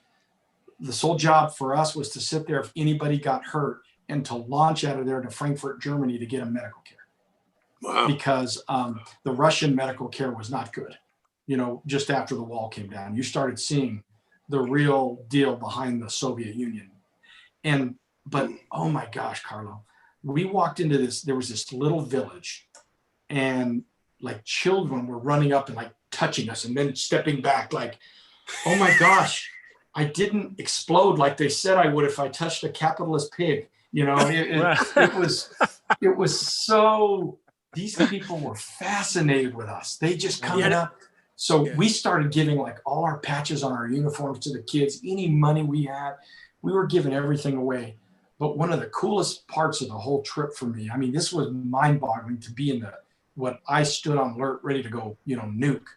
And now I was there, and the people were really just, amazed with us. But one night, my co-pilot and I, we were walking through this real little dusty old village where this place was at. And we did everything your force protection rules tell you not to do. We saw a light down these dark stairs and heard music coming out of it. And we're like, we better go investigate, see what that is, right? Which is what you shouldn't probably be doing. Horror movie. Yeah. We went down these stairs and we walked in there. And I don't know if you guys have ever seen, obviously the movie Animal House. Here we are on the Animal House radio show. Oh, absolutely. But on Animal House, when the gang walks in that one bar, it just goes silent, right? Right. It was literally like we walked up and we went in there and the place went like, what the heck? It was clear there were two Americans in there. And many of these people had never even seen an American. And there was a guy. I thought it was an Asian. Yeah. And the scary part of this is, I mean, this sounds like a fishing story, but this is the truth. This guy stood up at a table.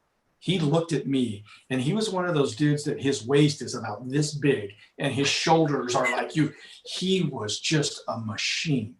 Like Dolph Lundgren. Oh my gosh, he's scary looking. And he stood up and he walks over to me, man. He's just walking right at me and my co-pilot. He's looking at me. And I went, oh Lord. And I told my co-pilot, I don't know if he remembers this, but I told him, listen, man, if this goes bad, just run. One of us has, I said, one of us Save has yourself. One of us has to live to tell everybody else what happened here, And, but this guy walks up to me and he spoke English and he goes, my officers and I would like to know if you will join us for a drink. Oh, that's nice. And I was like, yeah, we'll do, And it turned out funny. This table of dudes, they were what's called the Spetsnaz, which are like the elite special ops of Russia. Right. They are like the cream of the SEALs of crop. Russia, right? They are. So 20 vodkas later. And that's exactly it, Paul. That's what went down, man. These guys start throwing back vodka. But here's the funny part is, we got briefed by all this intelligence. They're like, they're going to try to get this info out of you. You know, don't say this, don't do that. We were all ready to speak to these Russians. You know what they wanted to know? They were like, hey, do you guys really get big houses like we see on TV, or is that just propaganda? And they were like, do you really get to have your own cars for each family? And do your grocery stores really have food like stocked in them all the time? They didn't give a damn about anything military. They were wanting to know is what's the real truth? Because, you know, in the Soviet Union, they were lied to. You know, they were told, oh, this. Yeah. Here's one part. Me and my co-pilot almost fell out of our seat. One of the guys, he goes, and he was pissed. You could tell. He goes, who is this Rambo guy?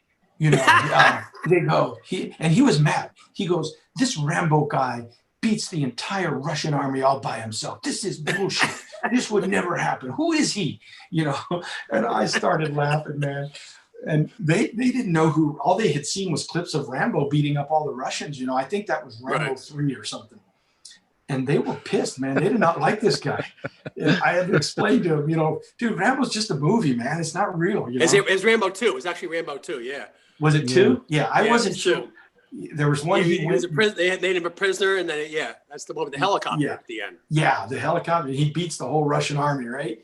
And yeah, they didn't like that. They were not fans. But that was you had to pay him $9,000 to leave, right? Yeah. It was. Jerry, what is the Jerry? What is the you know you have the Marine Recon, you have Navy SEALs, you have the Army Rangers, CBs, Navy CBs. What is the Air Force's SEALs, brand of? Yeah, the Air Force is Rangers. It's the Special Tactics Squadrons. They're called STS guys, and they have in them. There's some guys that are called PJs that are pararescue. Some real badass guys, man. They can run distances people like me would never even. I don't even drive that far, much less run. You know, these guys can go. They're the elite, like you said. They're the elite, man. They are. Every branch has them. Yeah, and so these Special Tactics Squadrons, they do the same thing. They're not quite in the same role as like the SEALs, which do a lot of you know, hostage rescue and they do hardcore, just straight up fighting. You know, the Special Tactics guys, they focus a lot on airfield seizures and taking ground that we need and doing things so that air operations, you know, can go into effect. But man, they're tough dudes. And also, a lot of people don't know, all the agencies of the government all have their own squads too. Yeah, you know, all the different agencies. They all work together. They've all got people that are good at something like that. And you know, in some cases there's cooperation, and then in some, you know, maybe not as good. But yeah, each of the branch of the service has their guys, and they're amazing. You know what's funny? And switching gears here for a minute, you know me, I'm not a big political guy, but it's so funny how everybody was touting, oh, Bolton's book he was a flash in the pan for 2 days, and now you don't even hear nothing. He's a bad guy. He's deep state all the way. No, but how come he didn't sell? You know, he only has a book to sell after he leaves the White House. Of course. And what he did was he broke the law by doing it, because there was some classified stuff in there that he wasn't supposed to say. Yeah, I don't understand how they keep the judges must not, the federal judges must not like Trump or something, because they rule against him as much as possible. Not lately. Lately, everything's been voting for him. He's been winning a lot of cases. Well, I don't know. I just, you know. You're not hearing the truth, man. It's more the other way. It's more the other way. He's switched. He's replaced over 200 judges. And what about his niece, Mary Trump, with her book? Well, she's forget her. It's just it cracks me up. It's almost entertaining if it wasn't depressing. Yeah, you know, that's one of the tough parts about being the president. It doesn't matter what party you're in, whoever, people just take shots at you. And what I'm personally not a fan of is, you know, leaving the White House or whatever, and then you start writing your books and the tell-alls, you know, and those people must make money on it. I don't know what they get. But, you know, there's to me, a amount of professionalism that goes with, you know, when you accept a certain job, unless it's illegal, immoral, unethical, I have no problem when you're ratting those guys out. They shouldn't be breaking the law. They shouldn't be doing things. But, you know, all the juicy little gossip about fights, you know, in a meeting or disagreeing on that, you know, I don't know. I personally just don't have anything for it, especially since, you know, you didn't hate the person when they hired you, you know, and they offered you the job to go work in the White House. Yeah. Now you need to leave and do your thing. So The It's like personally, I'm a inquiring fan. stuff. Yeah, the It's like whole the inquiry. manipulation thing amazes me, and when you told me that, Jerry, it was like every administration goes through so many changes, but they just seem to focus on it during the Trump administration. Like a lot of people, positions come and go, and it's very commonplace. But they're making it sound like, oh, nobody can get along with him. You have to realize what he's up against, man. He's taken down, him and the alliance are taking down these families left and right, and they don't want it. They're trying to retain their power. They're trying to get it back, and it's not going to happen. But There's a war going on. There's a war going on. People just don't see it. How does that work though? Like a president will have somebody appointed and then realize they made a mistake, or they don't agree on an issue or something. Yeah, I think there's a lot of reasons why people leave the White House. Some of them are certainly that there's disagreements. That happens, but there's also a lot of opportunity. When you're somebody on the president's staff, then you're probably highly desired out in either business or in some other facet of life out there, and people want you. Because like speaking engagements and stuff like that. It could be speaking. Big money. It could be think tanks, who want to hear the inside skinny and, on national policy and public policy.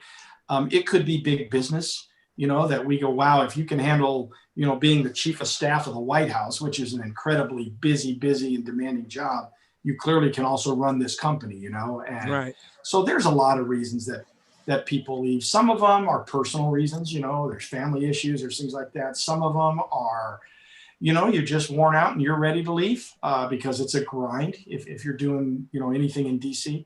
Some of it is disagreements with the leadership. Sure, that happens. And then some are just you get other opportunities.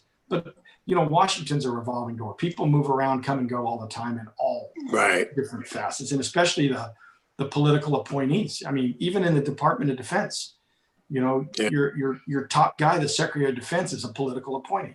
And if you're appointed by a Democrat, when a Republican comes in, odds are you're out of a job the next day. It's just the way it is. Exactly. Right. Exactly. Par for the course. Yeah. Yeah. Yeah. If you're not voted in, you can be fired anytime. Yeah. Well, I apologize about today. I don't know what happened. I'm hoping it's something minor that I can maybe reschedule. But Well, I tell you, Carlo, if it is just maybe a time zone thing, and Brad says, "Oh crap, I thought it was 10 o'clock my time." We'll come back on. Yeah, I'm in, man. Call me. I realize it's late for you, but no, I don't care. Don't bother me. I'll let you. Yeah, know we're if I hear meetings. We're from up all night. you give me a buzz, man. I'm in. I love the people that you bring on the show. I like talking to Paul and all the gang, and there's a lot of different perspectives, that get thrown around, which is always good for discussion. So yeah, just say the word, man. Absolutely, I will do. And if I hear from Isabel, which is his wife, I think, and she handles all his press, I'll let you know. But if not, we'll definitely reschedule this. But sure, Jerry, I mean, for me, just hanging with you is cool because I don't know why. How come you don't write a book, Jerry? It's funny. I was just griping about people who tell all, and then. I mean, you don't even have to be a tell-all. Just share your experiences. People, I sit here like, excited to hear it. Surprisingly, I've had people that have come up and asked me about writing a book, and I probably will one day. But if I do, it's probably going to be more focused on leadership and the way that I view that, what makes good leaders, in my opinion, and the do's and the don'ts and things like that. And in that book, through leadership, I will refer to examples of things I've experienced and seen, and learned from, and mistakes I've made or things I've seen good. And so there'll be a little bit of stuff, that kind of tells some things that went on. Yeah.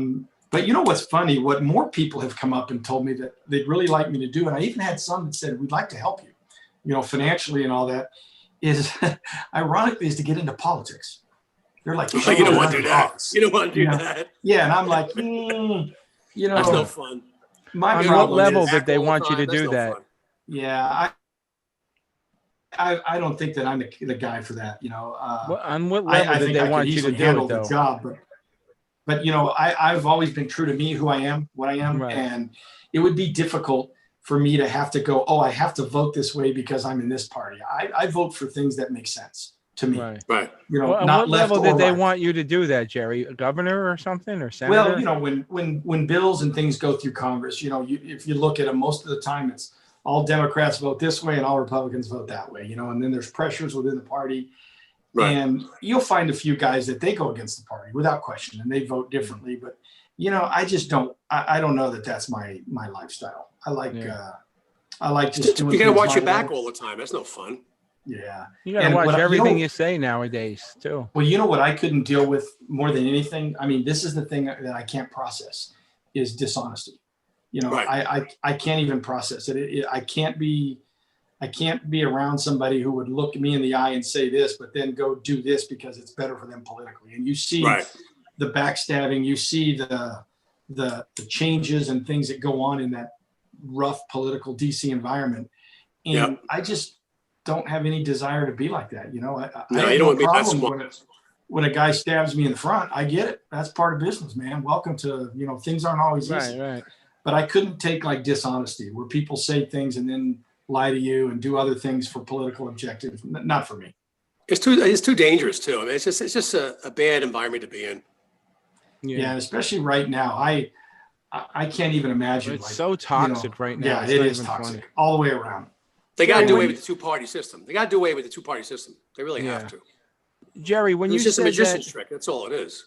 when you said that you would, if you wrote a book, you would do something in leadership. Now you became one of the top leaders, and I'm sure as a good soldier, you had to, you know, obey or see people.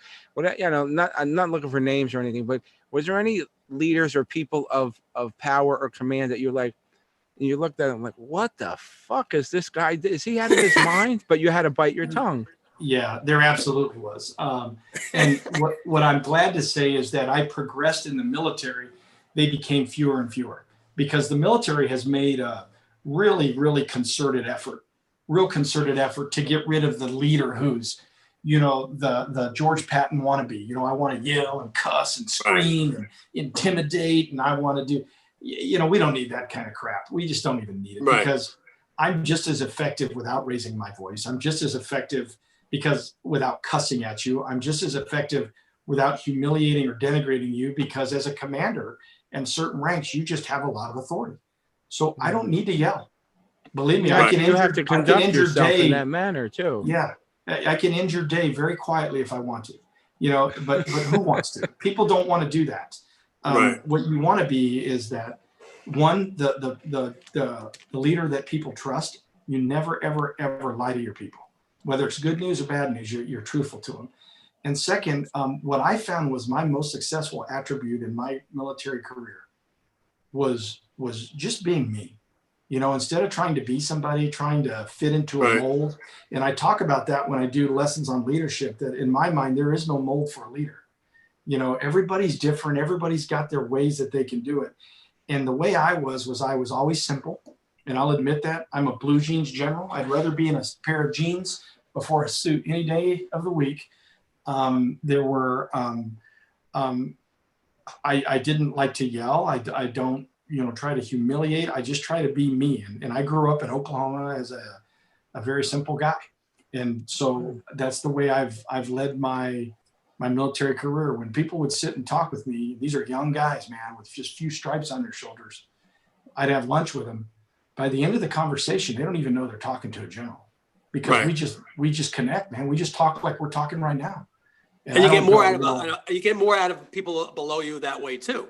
Oh, you do, you know, and I just tried to talk to them like they're human. And a lot of times they would be surprised, you know, like, well, what do you like to eat? You know, and they think, well, as a general, they must eat caviar for breakfast, you know. And I'm like, dude, I like Fruit Loops, man. That's my jam, you know.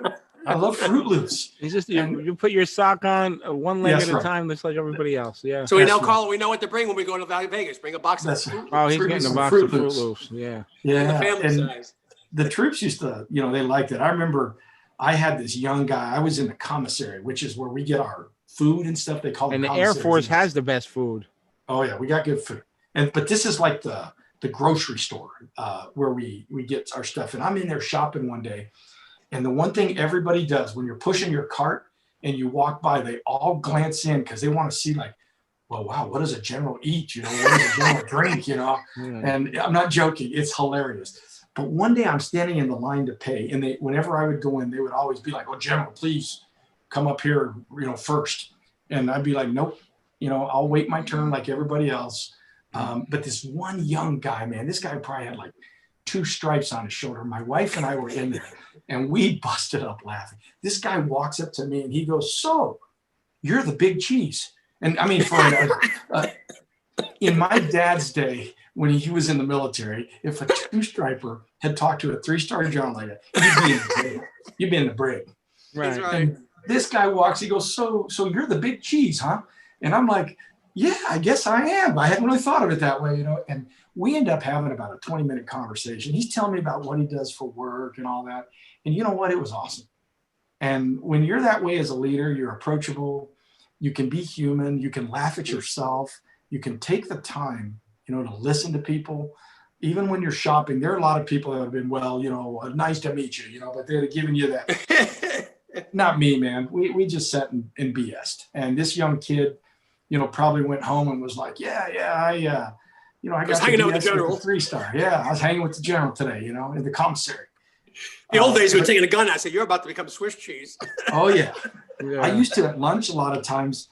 I would go to Taco Bell for lunch. I just go to the food court, you know, and I'd sit there. And I mean, I'm in my 3 stars in my uniform, and I'm just eating a burrito or something.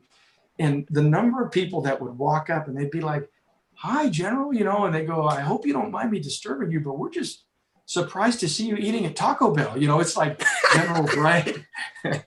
We don't eat at Taco Bell. Oh, bullshit, man. We eat at Taco Bell. We eat at McDonald's. We do That's all funny. that. Sorry, sir. We're heading for the south of the border. Yeah. And a lot of them would be like, "Would you mind doing a selfie with me?" I'd be like, "Sure," you know, so we cheek and That's so they would funny, go on. though. Yeah. Some people's perception is so funny nowadays, how they, you know. It really is. And you know, if you watch a lot of movies, you know, you see how, whoa, the general speaks and the waters part and all that. It's so not like that. You know, we got headaches we deal with, and we've got things that are tough every day. But what probably most generals really want is they just want to be with the troops, man. They want to be with the people. They want to be out there with the guys and men and women doing the mission. It's when I have the funnest part of my job. Man, we get the same thing in our business too. We get people come, "Oh, is it right if we talk to you?" And they're like, "Yeah, of course." Yeah. It's like they feel like they're disturbing us, you know? Like, no, right. They have a persona they think of you, you know, and like, "Oh my gosh, he's famous, does this. I don't, you know, I can't." Exactly. That's one thing I never would have realized, that military men have groupies. Yeah, what it is it's more of a fascination. It's not so much, you know, that, you know, like the typical groupie you would call like with a rock band or something. What it is it's more people that are just like, they just see the general, you know, your pictures all over the base. You go in buildings, larger than life, of the general, and they just have this perception. And so when they get time with you, it's pretty shocking, you know, for them to realize that we're actually human beings, man. We're not we eat like normal people. We have favorite television shows, and like some of them we would really have fun either talking sports or Netflix. Like, "What are you watching on Netflix?" And they were surprised when I would tell them, "Oh man, I just binged this show. I did it all in one weekend, you know, or I did that." And they just don't picture, you know, senior officers being human like that. But we are. We've all got our things we like to do. We've got ways that we decompress. You know, there's a few weird ones out there. There's no question, man. There's some guys every business has that. They're just wound way too tight. They need to really seriously but funny. For the most part, I ran across really good leaders in my career, people I respected. There were certainly some that I had absolutely no respect for and never will. And they were lousy leaders, but those are few and far between. How did they get to where they are if they're lousy leaders? Well, here's how. A lot of them look really, really good when you're at the top looking down. But when you're at the bottom looking up at them, they're horrible. And the difference is there's people that just abuse the people below the power, to make the organization successful. So from the top looking down, you go, "Wow, man, that organization's really doing well. Oh, this is top and their numbers are great." But what they don't see is the carnage below them, you know? And sometimes guys like that will slip through the cracks, is that they look really good on the backs of their people. And those, Right. and it's easy. You spot them quickly, and it's the one usually that everybody's talking about at the water cooler, how much they despise. It's like our business, Carlo. We know Oh, who yeah. the good guys are and the bad guys are in our business. Very Yeah. cutthroat. You And know, the audience and doesn't know that, but we know who the bad guys are. it who the wasn't guys always are- like that. And years ago. Nowadays, I mean, it's every man for himself. I get it, you know, but it doesn't have to be like, you know, it could be, you know, we're supposed to be all, you know, One team, one fight, right? right. Yeah, exactly. Yeah. But not you like know, that with everybody. Not everybody. No. Some people have issues. No, I really can honestly say in the armed forces, I mean, I'm not just saying this. It was 99% just great leaders and people. I mean, it really was. Yeah, you got different personalities. You got different ways of leading. Some guys are introverts. Some guys are extroverts. You know, some guys want to slap you on the back and, hey, man. And then other dudes are real quiet. But you know what? They were all great leaders. There's just very, very few that I saw that honestly, they just got lucky and they shouldn't have been where they were. Yeah. And usually they're the one that everybody in the room is talking about, and they're dumb enough to not realize that they're the guys everyone's talking about. Hey, Jerry, did you ever take anybody under your wing you took a liking to and you said, listen, I know I can mold this person into officer material or maybe they weren't doing so good and you kind of steered them back on the right path?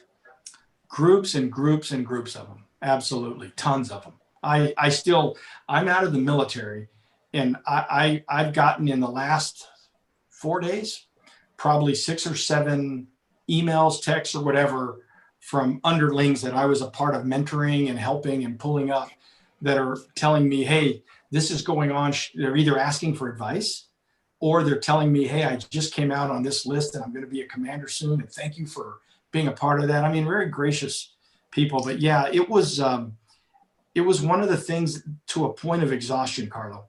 I have a folder that I call Junior Officer Professional Development, Junior OPD. And in this folder, I put every issue that I'm ever working to help somebody or their family.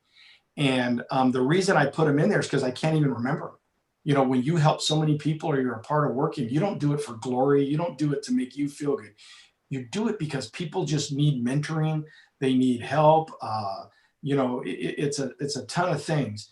And so what I will do is somebody will reach out to me and go, hey, you know, John, I just want to follow up on this, this, and this. I will go in that folder and I'll look and go, what were all the conversations we had, you know, so that I make sure I'm current on what we were talking. But I did it to the point of exhaustion. You know, the emails would come in, and here's the thing: nobody calls you and says they need help if it's simple. If it's simple, they just solve it themselves. Or Right. if they're having difficulties in their career and they don't understand things, if it's simple, they just fix it themselves.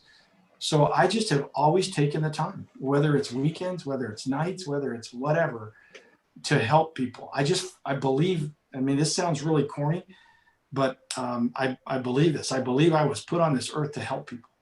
And it's something that I really value in the core of, in the fabric of who I am as a human being.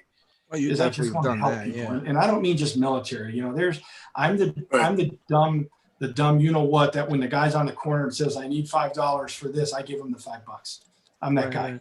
You know, even though they're probably going to buy some booze or, you know, It's whatever. good karma, though. It's I good just karma. do it, man. I don't care. You know, I just want to help people. So, yeah, I did it to the point where, you know, I'm trying to do the job of a 3-star general, which is 23 of the 24 hours of any given day. And then you pile on trying to work all these personal issues and mentoring and stuff. It was taxing, but you know what? I'm glad I did it.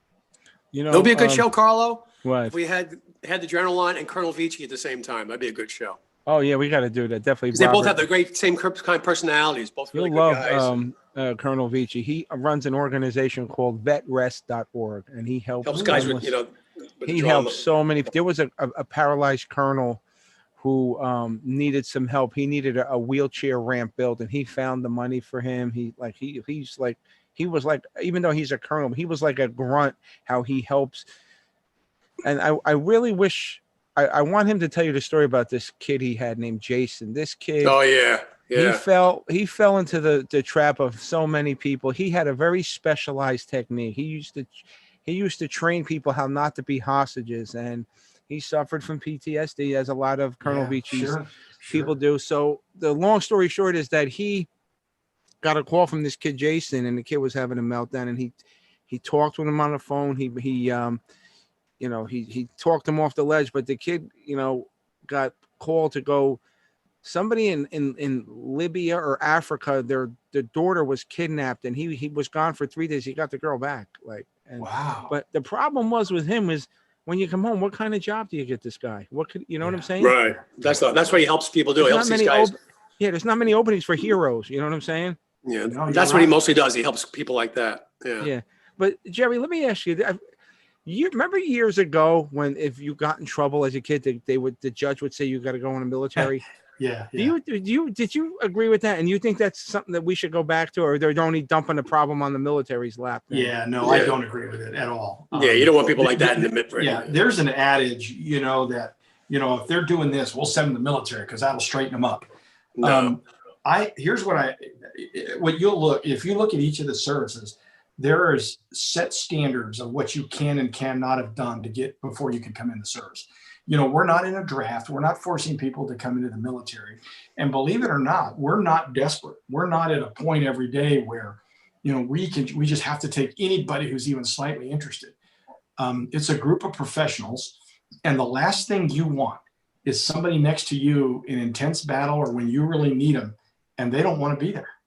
That's the last thing I want. I don't ever want to. Yeah, you don't want someone like that in the foxhole with you. No, you don't want somebody that you're relying on that doesn't want to be there.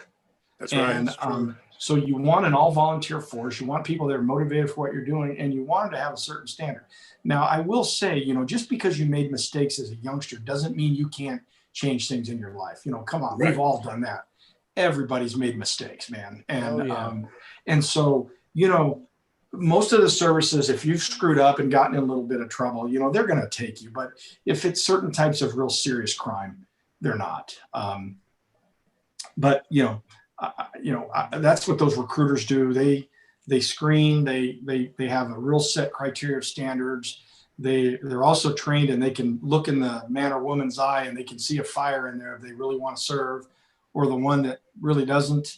So in that big balance, I would prefer that we take guys who want to be there, that have aspirations to do good things for themselves and their country, and not necessarily the person that, we don't know what to do with them, so we're going to put them in the military. I just am 100% not for that. Yeah, I agree. Yeah. I agree 100%. That's true. I mean, you may get one or two success stories, but no, you don't want that kind of trouble, man. You don't want that. Yeah, you want people, like he said, you want people that are planned to be there. Yeah, you have to. We're not in the cupcake making business. We need more men like Sergeant Bilko in the military. Oh, heck yeah, man. Did you see the one that Steve Martin did? The remake? That's so funny. I like with Phil Silvers. He was great. Yeah, Bilko had like the craps table or whatever that would like flip, and he had everything. He had every scam going in, man. Everything. He had the motor pool. He had everything going. Yeah. I tell you, military movies, they're not really kind on making the military look good, right? Yeah. But they're still entertaining. They're very entertaining. Yeah, and it's just, we need that though, because of the escapism, the fantasy, people aspire. You never know, you might inspire somebody, even though it's it may be a spoof, but you see a few good men. Somebody might want to be a lawyer, but they want to serve their country. So, I mean, Absolutely right. And, it's okay to make fun of ourselves here. There's one, I can't remember the name of it. Maybe one of you guys can get it.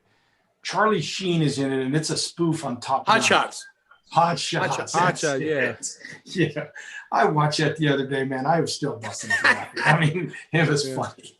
How about Tropical Thunder? Yeah.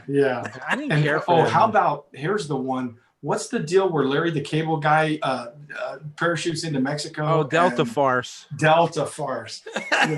Larry's a good friend of mine. He is hysterical, though. I want to meet that guy, man. He's so funny. I saw him perform in Seattle one time, and he was so funny. But, if you're a real Delta Force member, clearly those guys are amazing and all that. And right. I don't know if they take any humor in a movie like Delta Force, but, I take it for that it's meant to just be humor. Everyone knows. Well, I'll tell you something interesting. The movie Sergeant Bilko with Steve Martin, the Army wanted no part of that. Yeah. They didn't help them. They didn't help them with that Oh, one yeah. bit. If I he, It wasn't as if he- good. It wasn't as good as the TV show. The TV show. no, wasn't I'm bad. saying, but at the end of the movie, it even said that we would like to thank the U.S. Army for not even cooperating one bit in the making of this movie. Yeah. And Iron Eagle, if you remember, Jerry, Louis No, Gossett said they that didn't in the want to. beginning they didn't want no Yep. parts of it No. until they realized it was a media cash cow for them. Yeah, a lot of times, it's because a lot of these movies, especially in their earlier days, they don't make the military look good. They really don't. Yeah. If you go back and watch them for what they are, Right. you can see that, are these guys a bunch of bumbling idiots? But I've always looked at them that, look, man, this is entertainment. It's not trying to humiliate the military. It's not, it is what it is. It's entertainment. And how can you not like Abbott Costello Buck Pirates? Yeah. Privates. I mean, Oh Buck yeah, Privates. but that was so The funny crap game in the back. when he Oh, was yeah. trying to teach him how to like the whole the Little facing Joe. movements, the left arm, right shoulder arm, left shoulder arm. Oh Yeah. God. Yeah. Jerry, how hard is it? Since you've ran bases, like if they want to do a movie, how many hurdles do you have to climb just to get? Yeah, there's quite a few. One, there's an office in Hollywood that manages sort of the connections for the public affairs, that manages it with installations, that serves as like a liaison to get it started. And all of it is done through public affairs channels. We work and they go all the way up, to the highest levels in the Office of the Secretary of Defense, where you have public affairs people that are there looking at everything from news articles to, our images and movies to whatever, to, if the Thunderbirds want to do a flyover of something, public affairs is involved, And they got to be vetted thoroughly too, right? Absolutely. Yeah. They do. And so, there are some hurdles that you go through. And the other thing is it's draining on the base. I mean, it costs money and inconvenience to put a movie set on your base. There's a lot of It takes things- forever. It takes forever Yeah. to shoot it. Too. Yeah. And a lot of things, you have to close them down and you got to do stuff. But, my view is, once again, we're recruiting, we're advertising, we're getting our name out there as a service. And plus, your men and women, if there's a star running around the base or two, it's awesome for them, to get to maybe meet them. I've heard, no names, but I've just heard some dudes and people are jerks when they're on the bases. I hope that's not true. Some people are though. I haven't seen it firsthand, but supposedly some of the people are not nice. And that I hope you don't see, because most of the stars, many of them are involved in USO tours. They do a lot of things for the armed forces. They really do. Right. But there's a few out there, that they're not as nice. Oh wow. Yeah, you got a lot of idiots in this business, in our business. You do. Yeah. Well, I mean, I can't say it hasn't been fun, guys, but I'm gonna call it. If for some reason he shows up at 10 o'clock, I'll Let me know. text Yeah, both let you us know. guys. sure. And if you're around, I want to. You know what? Now that you mentioned Larry the Cable Guy, I'm gonna see what I could do for you, Jerry, because he's a friend dude, of mine. Larry's the man. He is the Yeah. funniest He dude. is so funny. He's a real good guy too. He's a real good guy. There's so many things that I love about him. His jokes about Hot Pockets and what they do to you everything. The guy is just funny. And the whole blue collar tour, all those four guys are all yeah. nice. They're all good Yeah. guys. Oh, they're all great. They're all down to earth. Yeah. I've real met good guys. all of them. The only one I haven't had on the show is Foxworthy, because he's the busiest. Yeah, out of Jeff, the I know. four. Jeff, I know. They're all good guys. Yeah. Yeah, was it Bill we just Engvall? did. We just did one with Billy about 3 weeks ago. Me and Paul. Yeah. You should. I didn't. I'm surprised. I forgot to show it to you. But we had. He is just the most down to earth guy you ever want to meet. They all are. Ron too. Yeah. You know the yeah. reason why? Because they've been in the business a long time. It took them a long time to make it. They appreciate it. Well, they're It's the guys that humble make about it right away when they're real young. They become idiots. That's what happens. Yeah, they don't. Those guys, appreciate- the blue, they used to call it the blue collar Collar comedy tour. Blue Blue Collar Collar Comedy Tour. Yeah, yeah. Great guys, man. Just funny. And and I'm from Oklahoma. All right. So I understand their language. I can speak like those guys do. I get it. And so I get their humor. Right. They're Did you ever country go to one of boys. those shows, Jerry, where Blue Collar Comedy Tour? No, I've never even been near one. The only thing I ever did is see Larry the Cable Guy one time, like I said, in Seattle. He Oh, in put a show Seattle, there, and okay. it was pretty funny. Because Larry's got some jokes, that were good, and then some that didn't settle with the liberal crowd quite as much, of Seattle. Yeah, it was great. My son and I laughed, man. We died laughing. We left there just so happy that we got to see him. And then once again, I don't know why, but I love that movie Delta Farce. I just think they did a, you know, it's meant to be a mockery. It's not meant to be a stab at the military at all. They just are having fun. No, it's just a goofy wackiness. People too many people with sticks up their ass. Get over it. I mean, come on, it's a movie. You know the guy I really want to meet that I just like is he's in that movie as Carlos Santana. Remember, he goes, "I'm Carlos Santana," and everyone always asks him, you know, the singer, and he gets mad. He's like, "No, but Danny Trejo." Oh, Danny. Oh yeah, he just interviewed him. You missed that one. Oh, you had him on? He had him on. Yeah. Oh my God, Great. that guy. He's in my family, like my you know, relatives and all that stuff. This dude is the man. Yeah, he's been in so many movies. Oh yeah. And he's just man. He's got that face and that demeanor. He's up there too, Jerry. He's like 78. He is? Yeah, he's up there in age. And he always plays the same kind of a part. He always plays the same kind of a part. Oh yeah. Yeah, when There's I was a movie- interviewing him.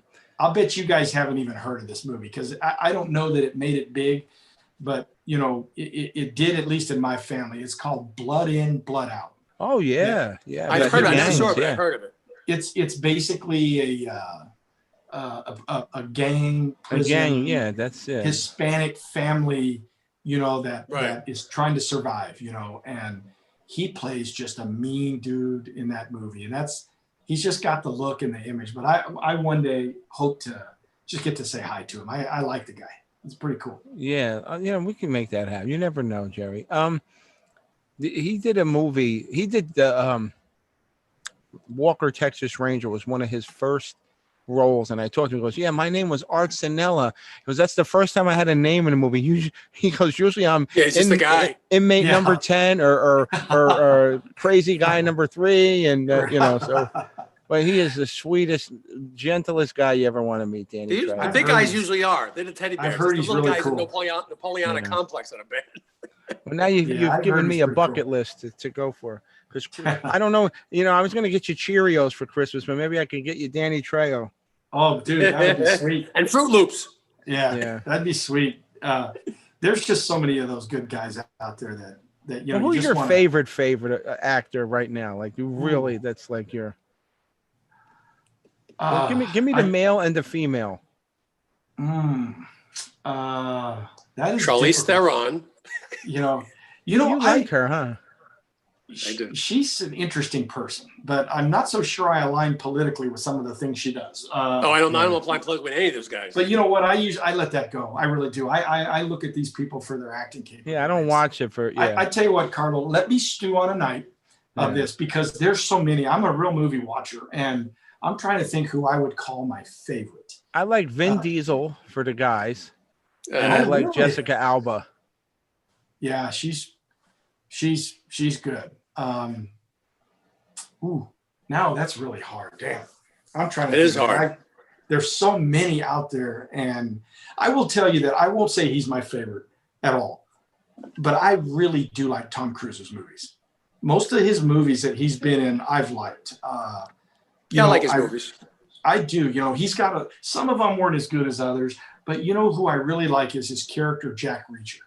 I love that guy. They were supposed to do another one. They never did it. They're supposed to do another one. Oh, they Jack need Reacher, to. yeah. Yeah, and you know why? Because if you look at Tom in his younger movies, he was like the full of bravado dude, right? He was, like that Top Gun guy, right? And just out.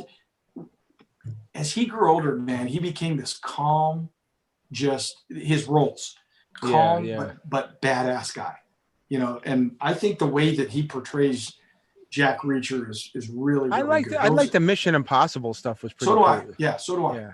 I just didn't like the first one. I like the other ones. I didn't like the first one. I didn't like. They made Phelps the bad guy. Yeah, I didn't like like Vanilla Sky and stuff like that, and even War of the Worlds. I didn't like him in that. He was wimpy in War of the Worlds. I didn't like that. I like those Tom Cruise tough guy movies. Those are my favorites. Yeah. But I do like his acting a lot. I do. And I hear different things. There's people that have met him that say he is really one of the nicest guys in the world. I've heard the opposite. And I've then heard there's the some that opposite. say the exact opposite. And I mean, I Yeah. have literally had people right at my face tell me both those versions. Yeah, Some me that too. like, man, this guy is one of the coolest dudes you ever want to meet. He's gentle and kind and nice. And then I've heard the opposite. I don't really know what the truth is. Yeah, I've heard the same thing. But I owe you I've that, heard more the Carlo. opposite. Though. I've heard more bad than good for him. Yeah. It And depends if he looks up to you or not. If he doesn't, he thinks because you're a peasant, like that's what I've heard. I Hold hope on not. one That's second, horrible. guys. Talk amongst yourselves. All right.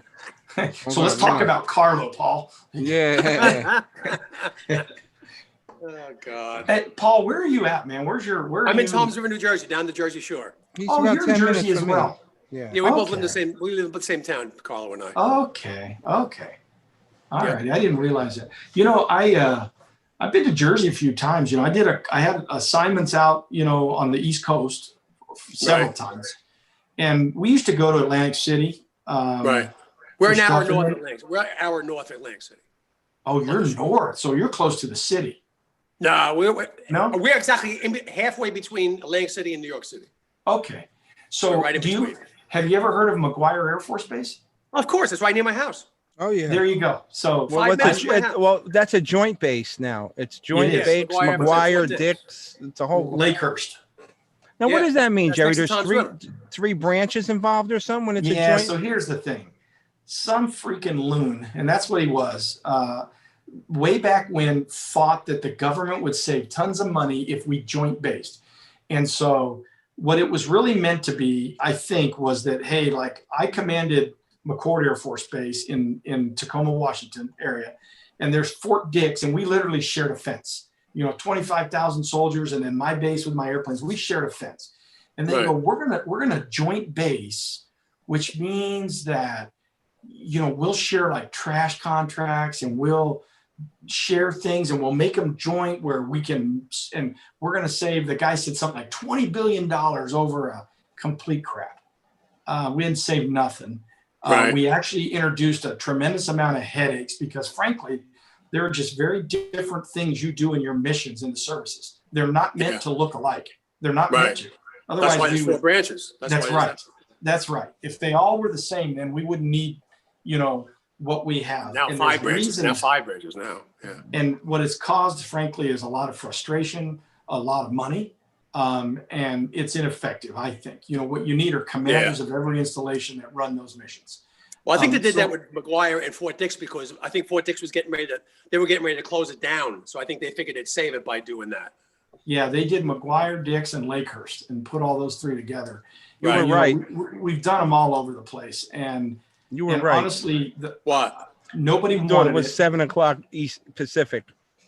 So he's calling it 10. He's coming in right now. She just emailed. She's so sorry. He's going to be here any minute. I told you. I knew it happened. Jerry, you can hang or what? Yeah, what time is it? My time, it's 9:00. Right. Okay, so it's 12 o'clock for you. I'll do general officer math. So 6 o'clock here? Yeah. Yeah, okay. All right. He should be here any second. So hopefully. Cool. It's like part 2. We've really been on for 2 hours. Almost. Yeah. Well, me and Paul were on like for 15 minutes before you. So it's a Wow. good 2 hours. When you're talking about important stuff, the military, time knows no bounds. Let's see if he comes in. I'm It's so funny. I had a sorry feeling I that's what he was thought. late. I thought it was 7:00 Pacific time. My apologies, guys.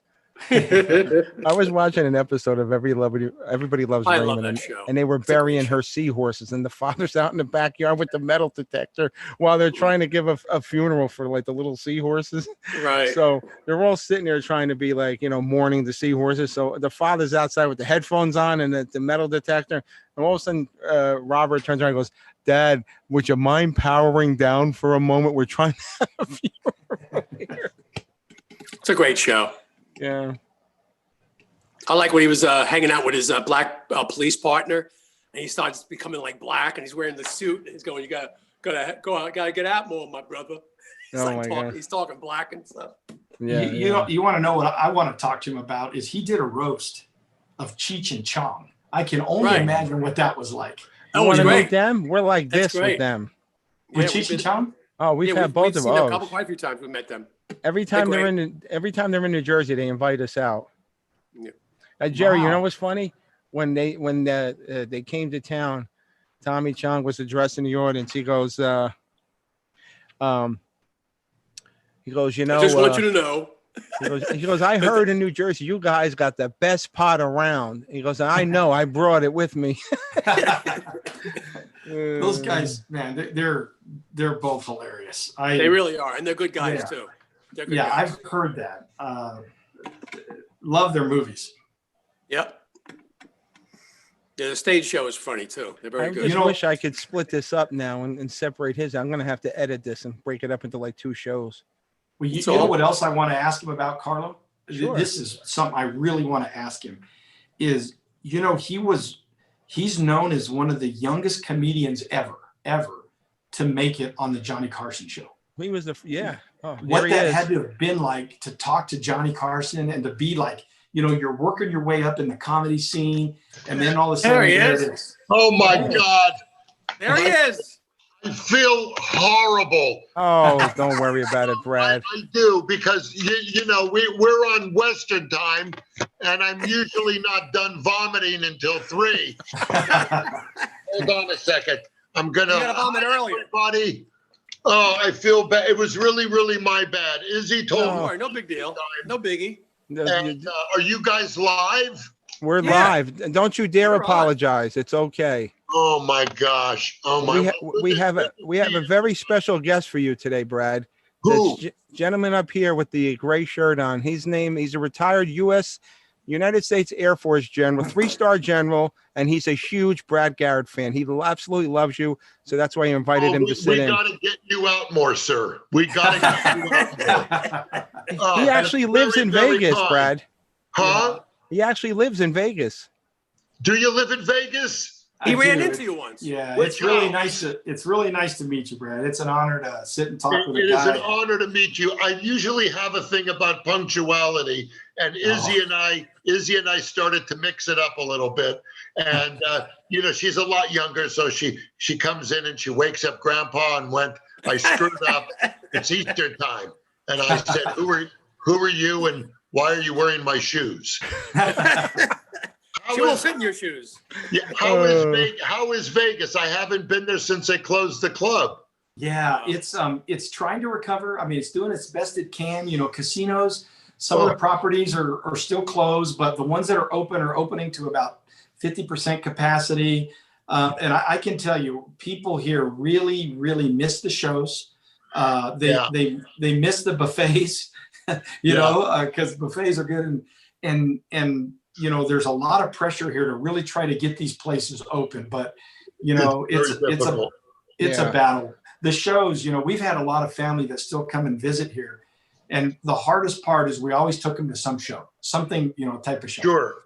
Yeah. And that's been tough. It's tough because they're they don't think entertainment's going to open for some time. Yeah. But as far as the buffets, if I can say, JP, I think that's where the COVID started. Ooh. Yeah. These cards. It's that popcorn shrimp, we would eat with no shoes on. Oh yeah. I'm with I you. was crapping like a wounded goose last time I had a buffet at the Rio. And look, I'll keep it clean. I know how you are, Carlo. You call yourself the wild thing, so I don't know where to go. Paul, are we good? We're good. You say anything you want. No We're censorship here. uncensored. We're uncensored. Are we uncensored? Yeah. Uncensored. Let me give you a quick intro. All right, everybody. It is 9:03. We're live here on Animal House Radio. We have a special guest, Jerry Martinez. He was the commander for U.S. forces in Japan, and he's retired now, and he's a special guest tonight. And also joining us is actor, producer, and writer.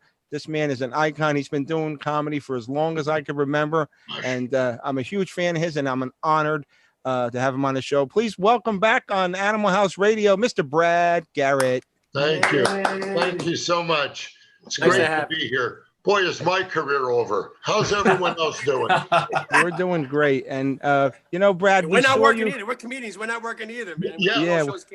It's rough. Is it to be non-working comedians, man? It's real crazy. Hard. Brad, do you think, in all honesty, do you think comedy is going to recover from this? Yeah. comedy has to recover from this. I mean, we're going to need comedy more than ever. Right. Right. Just when we can get back and do it in a healthy way. I mean, it's especially comedy, music, all the shows in Vegas, some of that stuff you can really do with some distancing, but comedy is all about. It's intimate. Comedy's intimate. Exactly. It's and I'm like you, Brad. I'm a crowd worker. We need crowds. Yeah, that's the thing. That people go, Brad, do your stuff on Zoom. I go, that isn't my act. What am I going to do? Carla, where'd you get the hat? I can't do that. I can't do that here. So that's the thing when you work the crowd and it's but I'm just I don't know. I mean, they keep pushing the dates when we'll open at the MGM, but that being said, as they say, we got to put the customers and the people first. But Vegas without entertainment, it's a different animal. Desert. It's a desert, Yeah. Brad, I got to tell you, when you about a year or maybe 2 years ago, you came to New Jersey and you invited some vets out to your show in New Brunswick at the theater. You and Rita Rudner absolutely crushed the whole night. It was the first time I had saw you live. And the whole show was great. It was funny. There was a guy when you're doing a little crowd work, and you asked him, "So how long you married?" He's like, "Oh, 42 years." He goes, "Yeah." You go, "Yeah, 42 years. I'd rather slam my dick in the trunk." Yes, classy show, isn't it? No, but what bothered me the most is that there was an older senior citizens, like a handful of them, and they were so taken back because they expected to go there and see Robert Barone. That's the problem. That's the problem. Yeah, they expect that. They want me to come out and go, "Oh, Raymond hurt me today. Mom won't kiss me, and I don't have the key to the secrets drawer." And Brad, we went to we are good friends with Patrice and Sean. We went to one of their shows. There was a couple right in front of us, an older couple. 2 jokes in, they left because they didn't like the drug jokes. I said, "What do you think you're going to see?" Sure. You got to talk about Metamucil and enemas and those things. The guys don't know that. I just don't understand. John, you work with them? Yeah, we didn't know them very well. They're great friends of the show. They're doing good. They're Yeah. working a lot together. I don't know if they're working now. That's a great thing about comedy. It's you could do it for a long time, and I know we all miss it. And I was talking to Ray, and he went, I don't know. What if people forget me? He took that next level. Yeah, and I went, Ray, they've forgotten. Just you guys are reruns forever. I don't know. What if they take my jet away? I'm like, Ray, please. Oh my God, there's bigger problems, Ray. I'm on Southwest, and But Brad, I'll tell you, it's comedy that's getting me because I refuse to watch the news. It is too depressing. I'm watching reruns of Everybody Loves Raymond, Sanford and Son, anything to uplift me, because I refuse to watch the news because it's the same bullshit and the same drama and dreariness. I'd rather be uplifted. All I watch is, I agree. All I watch is the old comedies and the Yankees. That's it. That's all I watch. That's it. It's so odd to watch the sports without the fans, isn't it? It's so weird. And they're piping in the fans. It doesn't seem right. And they won't wait. They won't wait. No one wants to wait. And I get it. We all, we're not the most, I hate to say this, I'm going to try patient. We live in a very me country. And America is known for what we want, when we want it. Don't get me wrong. It's the greatest place in the world, no question. But, I saw this doctor on the news, and he was like 91. And he was talking about when he was a kid and there was the polio pandemic. And he went, all we cared about was not giving it to our family and neighbors and friends. And we never thought of leaving the house because what if we gave someone polio? And now, people are just, and it's like it just reeks of a selfishness. Regardless of how you feel about a mask, you're going home to a loved one, you're going to run into a friend, or how about yourself? I have talked to people half my age. I mean, I just turned 60. And, some people that are in their 30s that are going, that had it that are like, I feel like I'll never come back from it. I'm not the same. I can't do a flight of stairs. This is 3-4 months later, and I just don't think we know what we have. So who knows how we'll come back? But comedy will be bigger than ever. I think so too. Yeah, it just got to be right. I mean, we're gonna need to laugh. You know. Yeah, Definitely. I was- no doubt about it. I was talking to Larry the Cable Guy about a month ago. He's had a new CD out, and he was saying that, you know, as comics, we got to stand together and make it work. He said, but he was a little concerned because he said only the guys that really hustle in this business are going to make money because, you know, if you're a club owner, who's going to take a shot on somebody that's not known right now? You know what I'm saying? So it's only the people that are names that are actually going to make money. But he says, and if it means that we have to go out, he says, I told the guy, the club owner in Omaha, the Funny Bone, I'll do shows for free just to get the crowds back. We might have to make some concessions like that. And I know. Well, and we will make concessions. And I think every place will. Every place. And that's what it's about. You know, a lot of comics get that. And a lot of comics that are doing okay are helping out other comics that aren't. And you know, I think it's going to be a slow go. There's no question. It's going to be way beyond what we saw in 2008 because there's going to be an added fear that's going to accompany it. And you know, even some clubs are like, well, you know, we're going to have to mask the audience. Is going to, you know. No, that's ridiculous. You can't do that in a comedy club. You can No, do it. you can't. You can't. First of all, I hardly hear laughs as it is. Now I gotta have a mask on my audience. It changes the whole experience, and it's not going to be. In a mask because my nose. He's unbelievable. You got to understand, and I love Ray. There's no question, and we do hang out, and we're at the age where we, so what medication are you on? That's now our dinner. How's your prostate?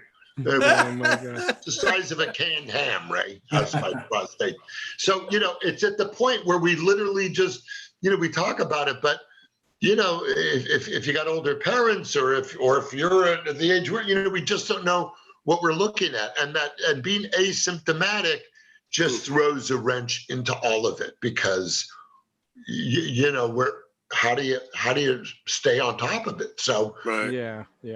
but it's I love the chemistry you guys had together too. I know what I love about the bloopers from Raymond on YouTube. God. They're hysterical. The way you guys We had crack so each other much up fun. is hysterical. We had so much fun, and I hung out today with Kevin Nealon, who's an old buddy of mine. Oh, I love Kevin. Wanted me to say hi to all of you. I told him I was doing that. I didn't tell him I'd be 3 hours late, but and Maybe Conan I'll reach out. O'Brien popped in. I know Conan. They're just probably two of the nicest guys. They're just regular guys. Right. And we had the best. And Conan told such a wonderful story. He goes, in 1994, which was the year before Raymond got the pilot for the show. He says Ray came in for a meeting to be a possible monologue writer. And he said, you know, I really didn't know Ray. And he said his stuff was really, really funny. And we were really, really good, you know, going to hire him. I mean, he had the goods, but it was between him and one other guy. And he said, you know, honestly, the other guy just was a little bit more of a machine as far as the one-liners. Right. And said, then I had Ray on the show 2 years later. He goes, Raymond is, you know, doing really, really well. And I meet him backstage and Conan says, Ray, it's so great to see you. And he goes, yeah, man, I really wanted that job. And that's so great about him. It's like, he's not the type to hold a grudge, but he's really, really the same. I mean, he's got a great spread in Malibu. Every year he goes to the Jersey Shore with the family. I know, right? Manhawker, right by us. Yeah. And he's like, no, you know, he's still the same dude, still the family man. And that's why I think we really do love him in real life, because he's just so, accessible and just a good dude. And that Brad, show was such a great cast. It was Yeah. such a great Thank cast. you. It really was. Brad, I We were got to very tell you, lucky. And the writers, it's all, as we Yeah. know, it's comics. It's all about writing, and we got lucky. that was some of the Well, you most had brilliant great people writing. delivering the lines too. Yeah. Yeah, well, You know what's really cool about that show is there's few shows that you can watch it and you go back and rewatch it and it's like watching it the first time. I It is laugh every not time. like It is. never I- gets like, tired, My yeah. family has watched more episodes and thank you. you know we what? appreciate it. It's like you watch it's like you've never seen the show, that episode, and it's still just as funny. Thank you. Me and my Really? kids still watch it when you have the episode where you hanging out with your black partner and you Yeah, become like yeah, black. yeah. That's still one of my favorite ones. We really had a great, and it's funny. I'll run into people that will say, I grew up watching it, and they'll say it was the last show that my family ever watched together. Yeah, yeah. It was appointment TV, and it was 8:00 Yeah. on Monday, and we could watch it with my family. And I remember my father, and I remember how my mom loved Marie, and they go, it was because you're filming a show in a bubble. You really, you'll read a review, you'll read ratings. You really don't know what's happening on because you're 12, 13 hours a day. Right. I don't know. And sometimes when you get out and it's years later, people will say, boy, when my dad was in the hospital, we watched the episode where blah, blah, blah. And it just makes, I'm so grateful that, I got very lucky, and,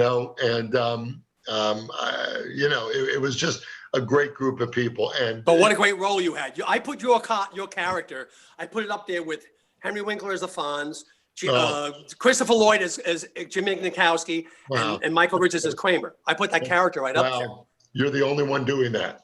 No, I'm not. Thank I'm you. not. Thank you. And you know think what something, Brad, you. we're pretty new to Las Vegas, but just to show you the effect of your show, I was commanding in Japan and retired from the Air Force, and we came here, and our daughter lives here. She's an attorney in Vegas. Her and her husband, he's in the Air Force.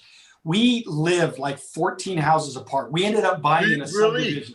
But here's what everybody says. They go, "Oh, so it's like Everybody Loves Raymond. You're always over at their house, and That's so the best. I jump on it. I jump on it. I go, oh yeah. My wife, she goes over every day and tells our daughter how she needs to clean her house and do all these things, just like your characters did. Oh, that's But it's funny that how people, when I tell them, because they laughed at we live 14 houses apart, immediately they go to, oh, you mean Everybody Loves Raymond? Oh, It's that's the so same thing. cool. It's funny. They always say to comics they always go, write what you know. And when we filmed the pilot in 1995, September, Ray was living across the street from his parents. His brother just moved back home. Right. Just got divorced. And I met the family and I went, and he goes, this is, I wasn't kidding. Don't talk to my dad because you'll be disappointed. I mean, the dad, I think the dad was Frank. The only real difference was the show Ray created with, I was a giant because Richie, the real cop, was a little tough, Right. strong. He did touch his chin to stuff, Richie. Oh, he did? Tick. He had that tick. We were once watching a Yankee game, and Ray and his brother, huge Yankee fans. And, I'm not a big sports guy, and I'm watching, and they're losing. And Richard, who became Robert, the character, Right. Richie's and he was a tiny cop, great guy. But he goes, oh, man, I can't watch it right now. I got to change the channel. Boop. He touches his thing, and he changes the channel. And I look at Ray, and I go, what was that? And Ray goes, it's one of many. Don't worry about it. Later on, he goes, oh my God, we're down by 3. Ray, where are you? Then we would eat. And I knew it was kind of a tick, and I'm not gonna say anything about it, So like episode 5, Ray goes, listen, we wrote a thing where you're doing the chin. And I go, well, did you talk to Rich? And Ray goes, he'll be fine. Cut to the hour after it airs, Rich is like, Ray, what the fuck with the chin thing? How could you show that? I'm working on it. And Ray's holding the phone up. I'll never forget. He goes, see? Like, Brad, Send him a check. Yeah, Brad, I got to tell exactly you. what he did. That's Brad, I got to tell you. In an episode where I was having that trouble at the ATM, a cop walks up behind me. That's the real Robert. That was Rich. Oh, wow. Okay. Yeah. He was in a couple of episodes. He was Yeah, in you a did couple. a couple. Oh. Brad, I have to tell you that, and JP will attest to this. He was deployed all over the world for 33 years, and it was shows. Thank you for your service, my friend. How I just want to let you know, and he'll testify to this, how important shows like yours got those men and women, even if it was for an hour. Jerry, you explain it how. A lot of people don't realize, that when you're a member of the armed forces, you're in many places all over the world. And for me, 4 deployments in the Middle East, you're sometimes in some tough, dark places, and there's things going on around you that aren't necessarily so nice. And one of the coolest things that I really appreciate, and that I don't know if many actors understand, is the importance that they play when these men and women are in these places. And then they can get on the American Forces Network, AFN, which broadcasts, all the service members. And all of a sudden you're watching Everybody Loves Raymond, and you might have had the crappiest day that day and seen things that other people will never see. Yeah. And, in that 30 minutes that you watch that episode, or the hour or 2, depending on how long you can watch, it just takes you away. It brings you back home. It puts you in a different place. And so whenever I meet actors, I always thank them for the service they provide. You put together, and you get to do what you love. There's no question in that, but you really do provide a service. You get to, there's people, and it isn't just the military. There's people who have bad days, who knows what's going on in their life.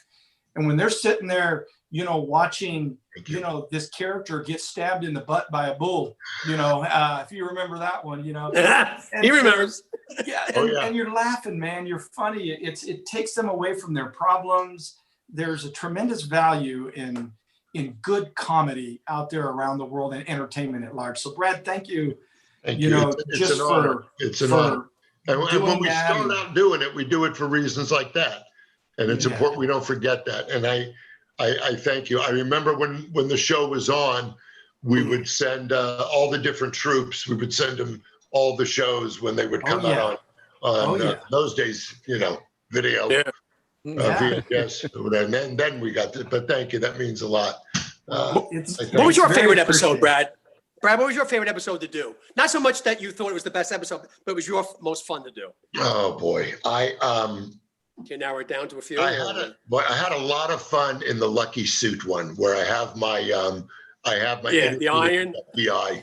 And Marie irons my suit, and the thing and the one with Sherry, where I went where I wanted to find my urban side, and I went to the black club. I mean, that's a great one. Yeah. Because, I got more, my brother. Yeah, and I got it.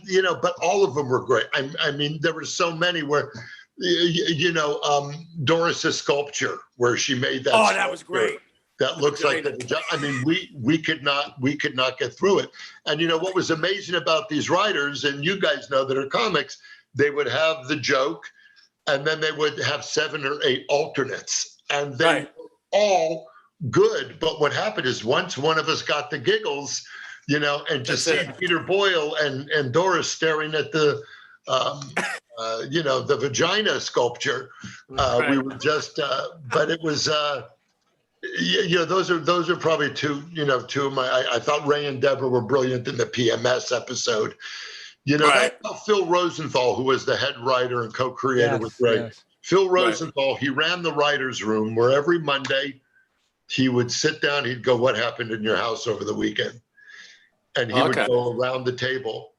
The suitcase episode, the PMS episode, the FBI episode happened to the writer Tucker Cawley, who won the Emmy for that.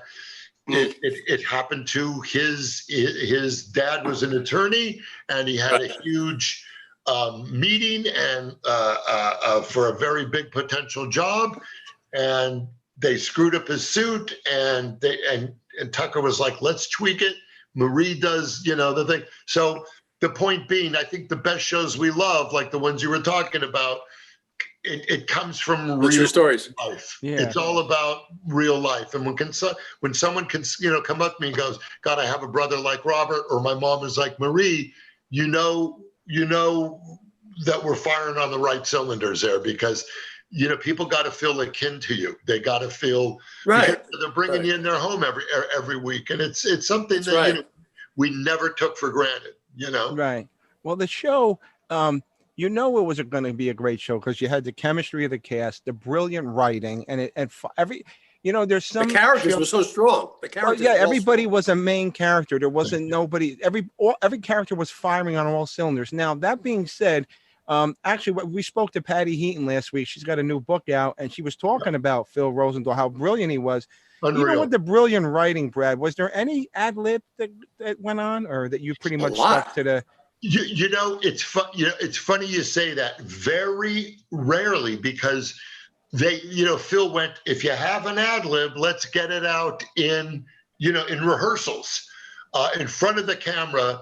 There was, I could count on one hand how many ad libs out of all those shows while we were filming. While we were rehearsing, we would throw out a few, but the writing was so good. Right, With right. a comic, I'm only going to throw out an ad lib if it's better than what's on the page. And that Right. was really, that was really rare.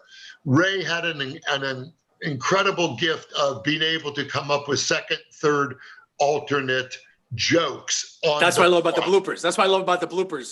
Yeah. That's what I love Yeah. about them. Jerry, Every time you they had a finish the scene, question? it's another line, a different Yeah, line. some of the best bloopers was when I was in that yellow suit. Yeah. And that was what I mean, we really, we had to take, we had to take 5. I mean, we had to take a break because we were laughing so hard because he just had so many great one-liners, and we were able to keep it, when they hit us with something in the moment while we were filming, it was tough to really break us up. But once you're broke, you don't you're come done. back for a while. Right. Yeah, it's hard. Because then I the was audience actually- is laughing before you, and that Yeah. makes you laugh because they know you're holding it together.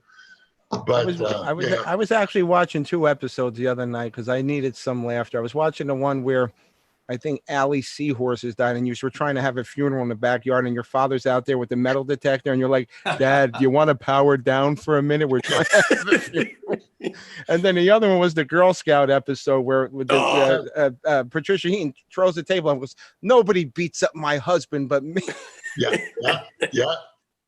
I also like in the bloopers, the one where you're sitting at the dinner table at a restaurant, and your line is regrets. I have a few, and then every time Ray had a different line for you, crack you up. And finally, you said, "You do your line. I already did mine." Yeah, that's right. That's right. JP, you had a question? If Brad doesn't mind, Brad, I looked at your career and my goodness, I mean, it's like one of those medieval dudes with a scroll that just doesn't quit. I mean, it just goes and goes I don't know about and that. goes. But one of the things that I didn't realize that I wanted to ask you about was, you're working your way up in the comedy world, which is tough, man. That is in the trenches when you start in the comedy world and you build your reputation, Especially when and your you show and started everything. earlier. Yeah. Yeah. And then one day you get this phone call that you're going to be on the Tonight Show with Johnny Carson. Yeah. What in the world was that like? My goodness, you're building yourself up. Yeah. All of a sudden you're going to be with Johnny Carson. Yeah. Very, very incredibly surreal. I mean, I did get a little help because I was on Star Search that year. That's right. That was Ed McMahon's show. So that helped. Still had to audition, still had to go do my set. They came back a couple times. And that's, again, I grew up watching, Dean Martin and Don Rickles on the couch with Carson. Yeah. And I was able to stay up late when Rickles was on.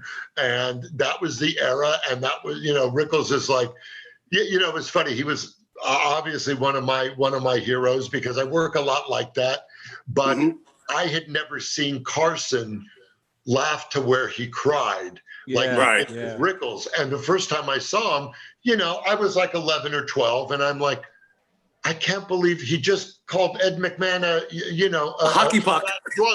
A fat drunk. I'm going, this is incredible. It was like he was a comic that broke that fourth wall. Yeah. You know what I mean? It wasn't just coming on the couch and doing, brilliant material. You know, he would look at Carson and go, how many marriages now, Johnny? What do you yeah, and I thought to myself, this is so ballsy. This is so funny. But it was so in the moment that it felt like you were at a dinner table with these buddies, as opposed to, so, you know, to me, to end up on that show 20 years later, whatever, very surreal. They were very, very kind. And, you know, I never crushed on that show. My stuff was never, to be very, very candid. My thing was always working off the audience. And I think I got a lot of that. I was never a great monologist. I was never a great writer and stand-up. My thing was going off, the crowd. The same with me. I'm the same way. Because to me, that was just, it's like I would write stuff, and then when the stuff wouldn't work, I'd go, screw it, and I'd go into the crowd, and then I'd get him, and I'd go, okay. And I learned a lot of that opening, being the opening act for big Vegas acts, because, when they come see these people, they don't want to see the opening act. So I would walk out there and I would do my hacky shit, for 5 minutes, and, people would yell, bring out Frank, and stuff like this in the middle of my set. And, I'd go, you open your mouth, he's never coming out. And all of a sudden I get this laugh, and I'm like, oh my gosh, this is so. Having a box in those early days and not being wanted, no one wanted to see the opening act. I mean, I started so early in Vegas that they had those dinner shows that were nightmares. The 8 o'clock show was the dinner show. Yeah, everybody's eating, I'm watching, everybody's not talking, they're not paying attention. That's it. And they can eat during the opening act, but when the headliner comes on, there cannot be a plate. Well, that's the worst thing to do in comedy is to have. This chicken is wonderful, and I'm sweating, like with the flop sweat, and you're wearing a tux, and you're, so those are the days. But Carson, they were great to me. It's what I tell young people starting out. I was lucky I got the breaks, but people forget to prepare. I auditioned for Raymond. I wasn't asked to do it. I was in acting school since I was, 17. I still train. I still work with coaches, just like in stand-up, all about stage time. I can never get on stage enough. As we know, a joke will work one night. It won't work. So my point is, it's about being as ready as you can. Right. When I tell young people, get discouraged, I go, look, it can change in 5 minutes, 20 years later. But don't forget that if you're doing what you love, that is the gift. Right. And, there's so many people in the entertainment industry who get jaded, who become pricks. A lot of them start out as pricks. Right. And then a lot of them get so beaten up by the time they can feed their family doing whatever, that they get bitter. And I always try to tell them, I go, remember, you're doing, forget what you're making. You're following a dream. You're doing what you wanted to do when you were 10. So you can't forget that gratefulness, the passion of why you did it. And you're getting paid. You're getting paid to have fun. Right. Yeah. But my pet peeve, and to help and to hopefully help people. I have a podcast that I just want to get into really quickly because definitely go ahead. Saturday we're filming it with a couple veterans, one that I became a friend with, who is Bobby Henline, and he's known as the Well Done Comedian. And he was in Iraq, and he, with his platoon, they drove over an IED, and out of 6 men, he was the only one who made it. And he is incredibly disfigured. And I saw him 8 years ago, and he was doing stand-up, and his dream was to work in Vegas. Long story short, I brought him out to a club, and he destroyed. But we're doing a whole podcast on PTSD, and the guy who's my engineer and my producer also is a veteran from Iraq. So it's a podcast I started, believe it or not. I started it during COVID because people started reaching out to me, going, talking about anxiety and depression. And I've suffered from both. I'm 23 years sober. I did have a drinking drug problem many years ago. And I'm very open about this. And as I've just been sitting around with not much to do, people have been reaching out to me on social media going, I have 5 years sobriety. I have depression. I feel like I'm going to fall off the, can you help me? Can you give me, and we would end up talking. And Right. I'm going to do a podcast that has to do with mental illness because I had a lot of it in my family growing up. I've Right. struggled, and it's called No Prisoners with Brad Garrett. And, Right. It airs on all platforms on Monday, the 17th. But Saturday, because we're always a couple weeks out, Saturday we're going to do a whole show on And where's that PTSD. platform for that, Brad? Where can people want to hear it? It's going to be on YouTube, Apple, Spotify, everything. And then I'm going to even on my Instagram, I'm going to show it. I got like 18 followers. This is not a big event. So yeah, 18 Not million. after tonight. Yeah. It's a start. It's a start. It's really about, just, I mean, there's a lot of great podcasts out there. And that's one of the great things that have come from this COVID Right. thing. But yeah, I wanted to do something that isn't about, I mean, even though we have fun, and I had Jolie Fisher on my first episode, and she was Which I raised love that by- series you're in with her too. I love that series too. Yeah, so we did Till Death, and her dad was Eddie Fisher and Connie Stevens, and they were both addicts when she was growing up. Right. Right. And Jolie is one of those people that are really incredibly open and fearless, like she is in her acting and comedy. And so it's people getting together, and then we have regular people. We have callers. We have people who just want to, have to vent, have to talk about fears. And I think it's good when they think they know someone from TV or something, and then they see and go, "Listen, I'm struggling. It's different. Yes, no question, but I'm struggling. I have fears. I have things. So it's something we just said, let's try a couple of them, and I don't know if I'll stay with it, but it's great because it's just like the people you reach. It's so Right. important. Right now, Brad, you have no idea. Normally we do phoners, but I said once this COVID hit, we've been doing this since 2011.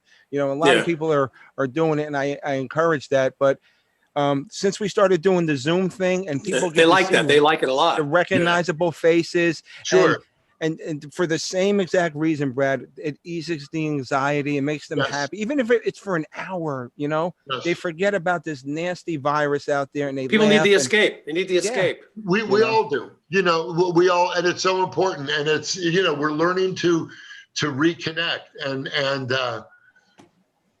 without sounding corny, I just hope we go back learning the importance of human contact, of the importance of people. It's like, it's really weird, it's like when the shit hits the fan like it is now, you really see what people are made of. Right. And it's a little disheartening in some areas. Yeah. And I hope that we can just have a little more empathy, especially for people that need it. I mean, we're talking about being out of work. We're talking about whatever. There are some people out there that are up against it. I mean, people that I know and that we're trying to help out in a food line, people that don't have this is, a horrible time in history that we will come back from and hopefully learn from and grow from, that we got to be there more. I think people are going to appreciate each other more after all this. I really do. I hope so. Yeah. I think so. I really do. What disturbed me during this whole thing is I work with a couple of veterans organizations, and the homelessness for veterans went up during COVID. I mean, there was actually veterans. There's two organizations that I work with. It's Coda Vets and VetRest.org. They have PTSD and different things. And we were getting all these emails, but this one vet couldn't pay his phone bill. He was going to lose his house. One guy was a crippled colonel, and he was in a wheelchair. He needed a ramp built.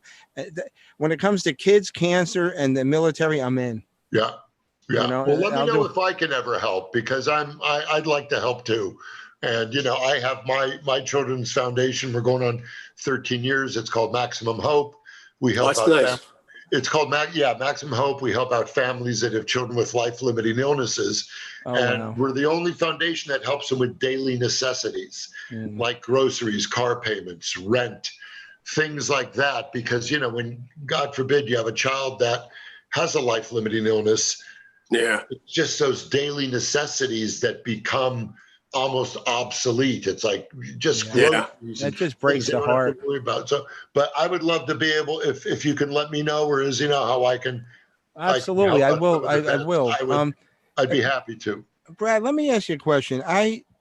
Working with Sinatra, Sammy Davis Jr., Smokey Robinson, that's got to be Yeah. a lot of pressure. But you That'd got be a lot of nominated. fun too, I bet. Oh, Oh, yeah, you got tremendous. nominated for an Emmy for the portrayal of Jackie Gleason. Oh, that was a great movie. I love Were that you movie. worried? Were you worried about that? That you wanted to make sure you do it justice? Was that a lot of pressure for you? Or It was funny. I was literally their 10th choice. Really? And, I begged for the role, and they went out to people who I would have gone out to first. They really went out to John Goodman. He would not do a TV movie. I don't blame him. They went out to Oliver Platt.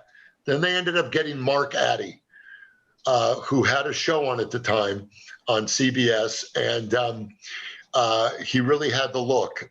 And he had a great way of doing an English, a regular American accent, but he was British. And when it came, and he was hired, and before his deal was done, Raymond was on for about 4 years. And I called the president of CBS, Les Moonves, and I said, Mr. Moonves, I have a question. I know you're doing, the Gleason story. He goes, yeah. It looks like Mark Addy's going to get it. And I said, well, is there any way I could just audition? Right. And he said, who do you see yourself playing? Alice. And I Trixie. said, very good, Paul. I said, Trixie, of course. And he wasn't a laugher, Les. And he goes, who would you play? I said, well, I'd like to play Jackie. He goes, he was blue-eyed Irish, and he was 5'10". Right. And then Ray, I tell Ray the next day, he goes, what did Les say? I said, no, they won't let me audition. Well, maybe they'll end up calling it, this is what he said, maybe they'll call it Jackie the NBA years. I want to ask you about that, Brad. We were always Because you're busting balls. 6'8". Yeah. I want to ask because you're 6'8". Did they get tall actors to play with you, or did they do something with the floor or something to make everybody look average? They put the actors, God bless them, because we found some really good ones. They put It was a great in movie. big boots, like they were going to a Kiss concert. Okay. And Saul Rubinek, who is an amazing character actor, played Bullets, my manager in it, and he's about 5'7". Wonderful actor. And he goes, they have me in these 5-inch boots, man, and I'm gonna kill myself. And we're filming, we're filming in Toronto, and they have fake snow, and we're going down the steps, and he starts to lose it, and he holds onto my arm, and it was a great scene. It was totally unrehearsed.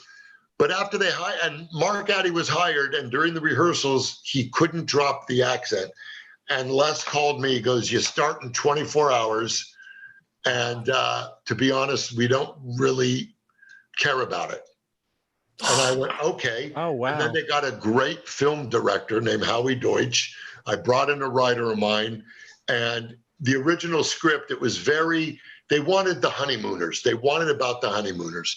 So CBS didn't think anything would come of the movie, so they didn't send the execs. So I sit down with the director and the writer, and I go, why don't we even though we're on broadcast, let's make it about the guy. He was a womanizer. He was a drunk. He had a dark side. Yeah, a real dark side. Let's make it as dark as we can.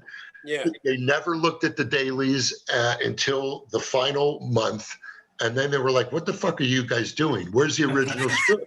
And they're like, well, you told us to do our own thing, and we're just kind of doing our own thing. And it turned out to be pretty cool, a lot of fun. But it was funny because they had to build the furniture up and the doorways. That's what I figured. Yeah, I figured they had to.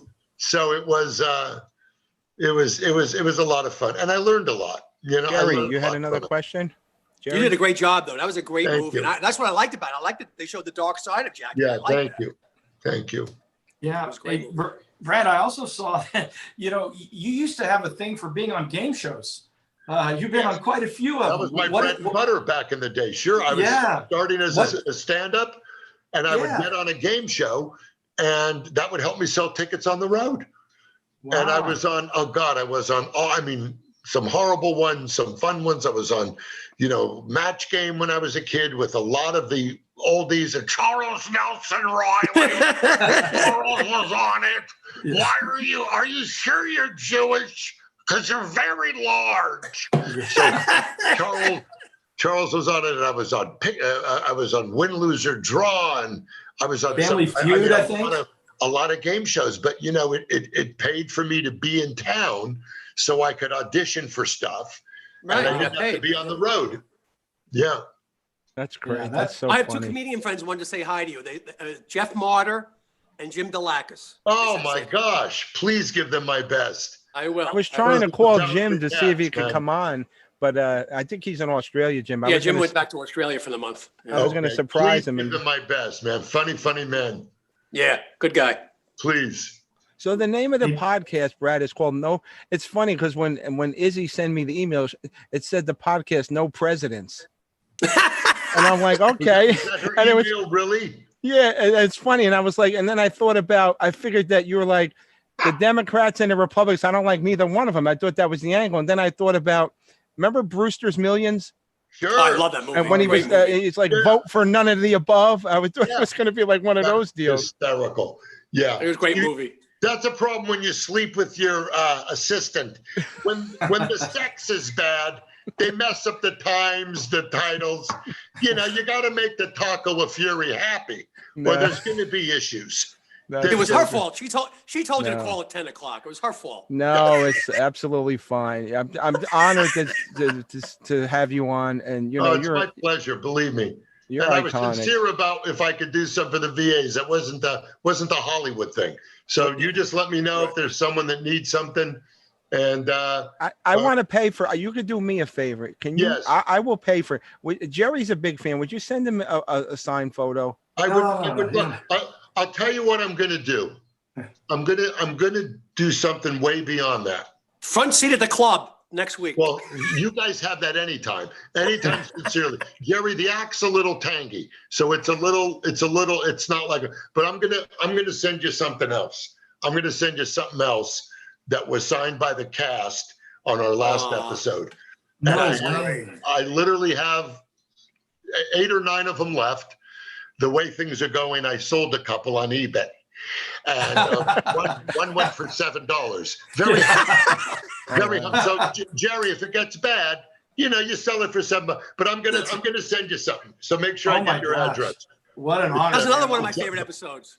What an Another honor. one when Frank and Doris moved to New Jersey, and you guys are celebrating in the kitchen. I'm Yeah. gonna tell you. Do I have 1 minute for a quick Frank Yeah, story? all the time Have you as want, all long the as time you you want. want. Okay.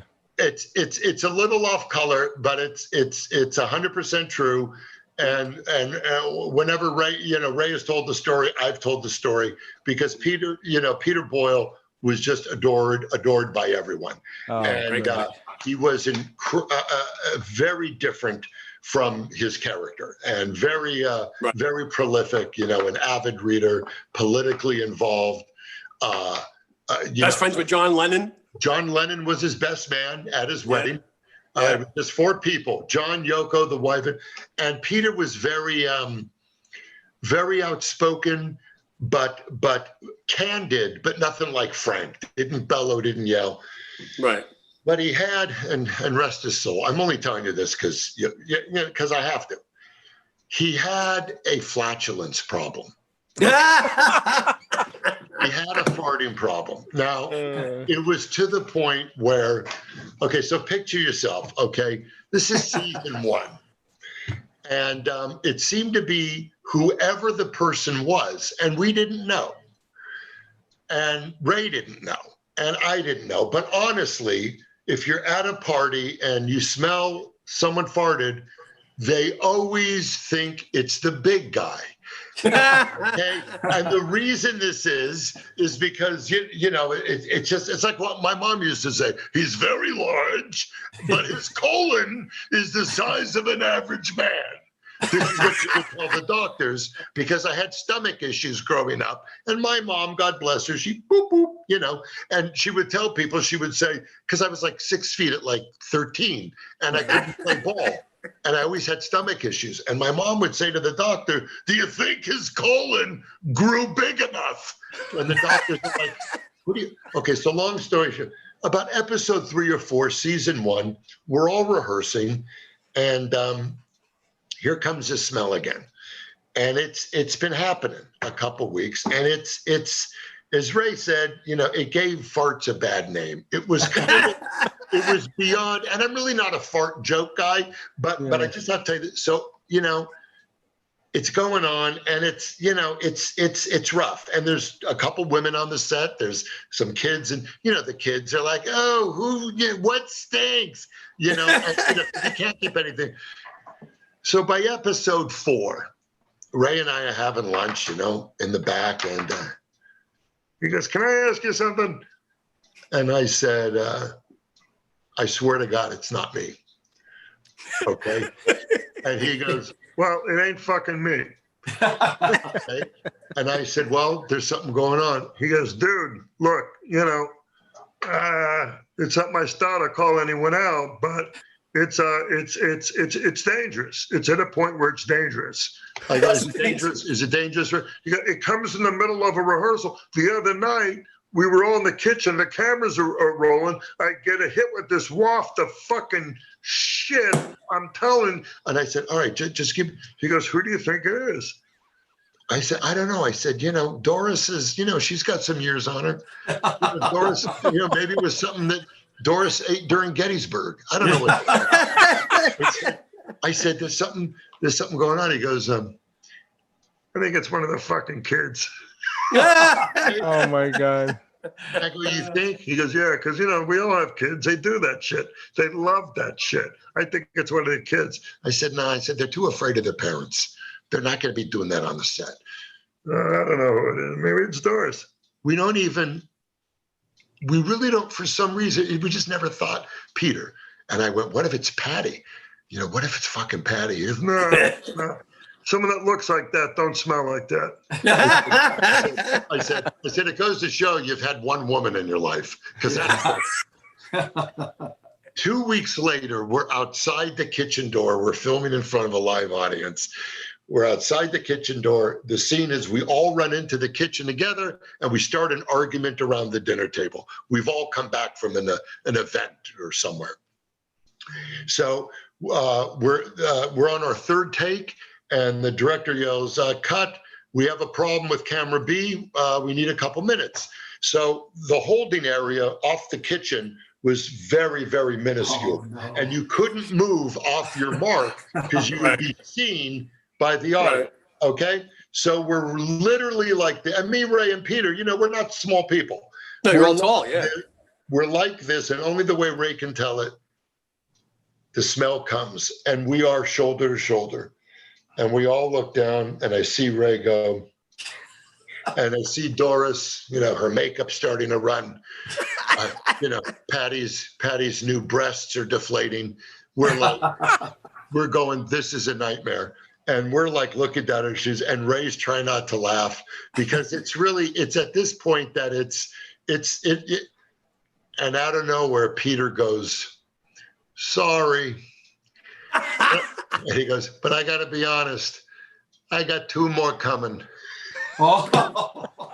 And Ray goes, and That's Ray the greatest turns to story. Peter. And Ray turns to Peter and goes, 9 months of this bullshit. You got 2 more coming? He goes, "How bad is your ass that you know how many are left in the chamber?" That's the greatest story I ever heard, Rob. It's one of the best. It's one of the best. Funny as hell. Sorry, only the way you could do it. Yeah. Oh my God. Another one of my favorite scenes is when you spray paint Marie, and Yeah. Frank goes, "It's going to need another coat." No, I was watching the other day the one where Peter is playing ping pong with Ray, and he's like, Yeah. 1 serving 0, and Ray can kiss my Rero. Yeah. Yep. There really was such great writing. It really was Oh, such my great. God. The writing That's was Great amazing. characters. And If it they wasn't were for that able to show- tap into the heart. They were able to tap into the heart of the show. There'll never Yeah. be another one like it, Brad. Yeah. That's a one-off. Grateful. Thank you. I'm very lucky. I wouldn't be talking to you if it wasn't for that show, and and I thank you for that. Well, you're a comedy icon long before that, and you have, you know what I'm saying? I don't know about that, but I'm happy to be on the bus. And I really want you at the club anytime when we open. If you guys want to jump up and do a set, feel free. Oh, absolutely. As soon as it opens up, well, I'm sincere about that. But I'm going to send Jerry something. And thank you for your service and everything you do. And I love to have any contact I can with the veterans and these soldiers that risk it all to keep us safe. That's the real job. What we do is make believe. What you people do, it's just as important. Thank Brad, you, maybe Brad. Thank you for during your care for closer. veterans. Yeah, We're all I'm sorry. serving a purpose. We all serve a purpose. We You all bet help. we do. You bet we Maybe do. as we get closer to the holidays, we'll do something special and we'll have you come on. I'd love to get Kevin Nealon and you on together. Is that what you want? All right, let me talk to Kev. He has shoulder surgery Tuesday. Ooh. That's why we went to visit him. Izzy baked him a bunch of stuff. Of course, it was What, late. rotator cuff? What is it? Yeah, rotator cuff. He has it Oh, in I've had that. both shoulders. So He no more needs pitching for surgery. him. No more pitching. Yeah, he's falling apart. He's falling apart. You know why? Because he works out and he plays sports. I've never touched a ball. You know what I mean? I never worked out. I wouldn't know what a sit-up is. I feel incredible. He's Right. played football, baseball, golfed with Arnold Palmer, and he's had 5 surgeries lately. Wow. Sit on Wow. the couch. Yeah, really. Take a break. Take a break. Yeah. Brad, before we let you go, would you do me one favor? Sure. Let me plug in my thing. Yes, Could you do a station ID for us? of course. Basically, you're going to just introduce yourself and say you're listening to Animal House Radio. Okay. Hey, it's Brad Garrett, and you're listening to Animal House Radio. Why? Because your cable's out. Oh, I sharded. Forgive me. Oh my God. I got 2 more coming. Sure. Right. Gary, do you have any last questions for Brad? Because I know you had a bunch you wanted to ask him. No, I just really want to thank him for the great, care that he has for veterans. And, Thank you. when there's a lot of things that people say about Brad, the amazing actor, the brilliant voice guy, all Who the says different that? things. Nobody says any of that. No, they do. They do. And the one thing that they also know is that you really care for veterans. And I thank you from the bottom of my heart, just for being a good human being, I for thank caring you. about others, Thank you. for being able to laugh at yourself and be so humble, Yeah, and just for setting the example of how to enjoy life, how to have fun and go for your dreams. thank you. And back at you. And I'm sincere about having everyone at the club. When we open as my guests, I hope you reach out. We always leave Definitely. to the vets. Anything I can do on a personal level, you got someone who's struggling, please reach out to me. Do you know I'm John gonna give- Bazaar and Nancy Ryan out there? Nancy Ryan is my 3rd guest on my premiere podcast on Monday. She's Wow. good, very good friends. They're, you know what I'm gonna do? They're amazing. What a story she has. Yeah. Yeah. Brad, that- I'm gonna give Izzy Jerry's contact number. If you need, Please. he's 30 plus years. He's got more stories, and he's got a wealth of information that he can. If you ever want to have him as a guest on your podcast, I would love that. I would love that. Anybody. We're looking for anybody. We really, really are. Just to talk about things in life that people love to hear. That they're, how can we talk about a dark time in our life, and how can we leave them with a little hope? Oh, yeah. That's what we all need right now. well, Brad, God bless. Stay safe, and God bless thanks, you. Izzy. No, You Izzy's have an open fired. door. Izzy's fired. There's no more Izzy. No more Izzy. She's back with someone her own age. Everything is fine. No, but that's funny. Give her my best, and Probably I'll putting be in- something I'll- my pudding. Okay, I'll tell Vincent to reach out to her. But thank please. you Of again, course. and continued success. Thank Hope to see you guys. soon. Honored to be part of it. Reach out. Let's do something around the holidays. I will. Sounds I good. will. Brad. Thank you so much. Thanks for Thank you having so me. much. Appreciate you. Bye-bye. God bless you. You too. All right, that was Brad Garrett. I hope you all was enjoyed fun. that. That was That was a great. lot of fun. That was great. It was worth the wait, right, Jerry? Oh, yeah. He's a great dude. He's You know, funny. He really He's- is. Really is. He's a good human being. He's out helping others, and you heard that. He's got some guy who's horrifically disfigured, and he gives him an opportunity to be a comedian. What a good Right. man. That's What a good what man. that's what being a human being is about. But Oh yeah. you know, better I believe know I know I laid on a little thick with you, but I lost my dad in 1990, and believe me, your professional career is.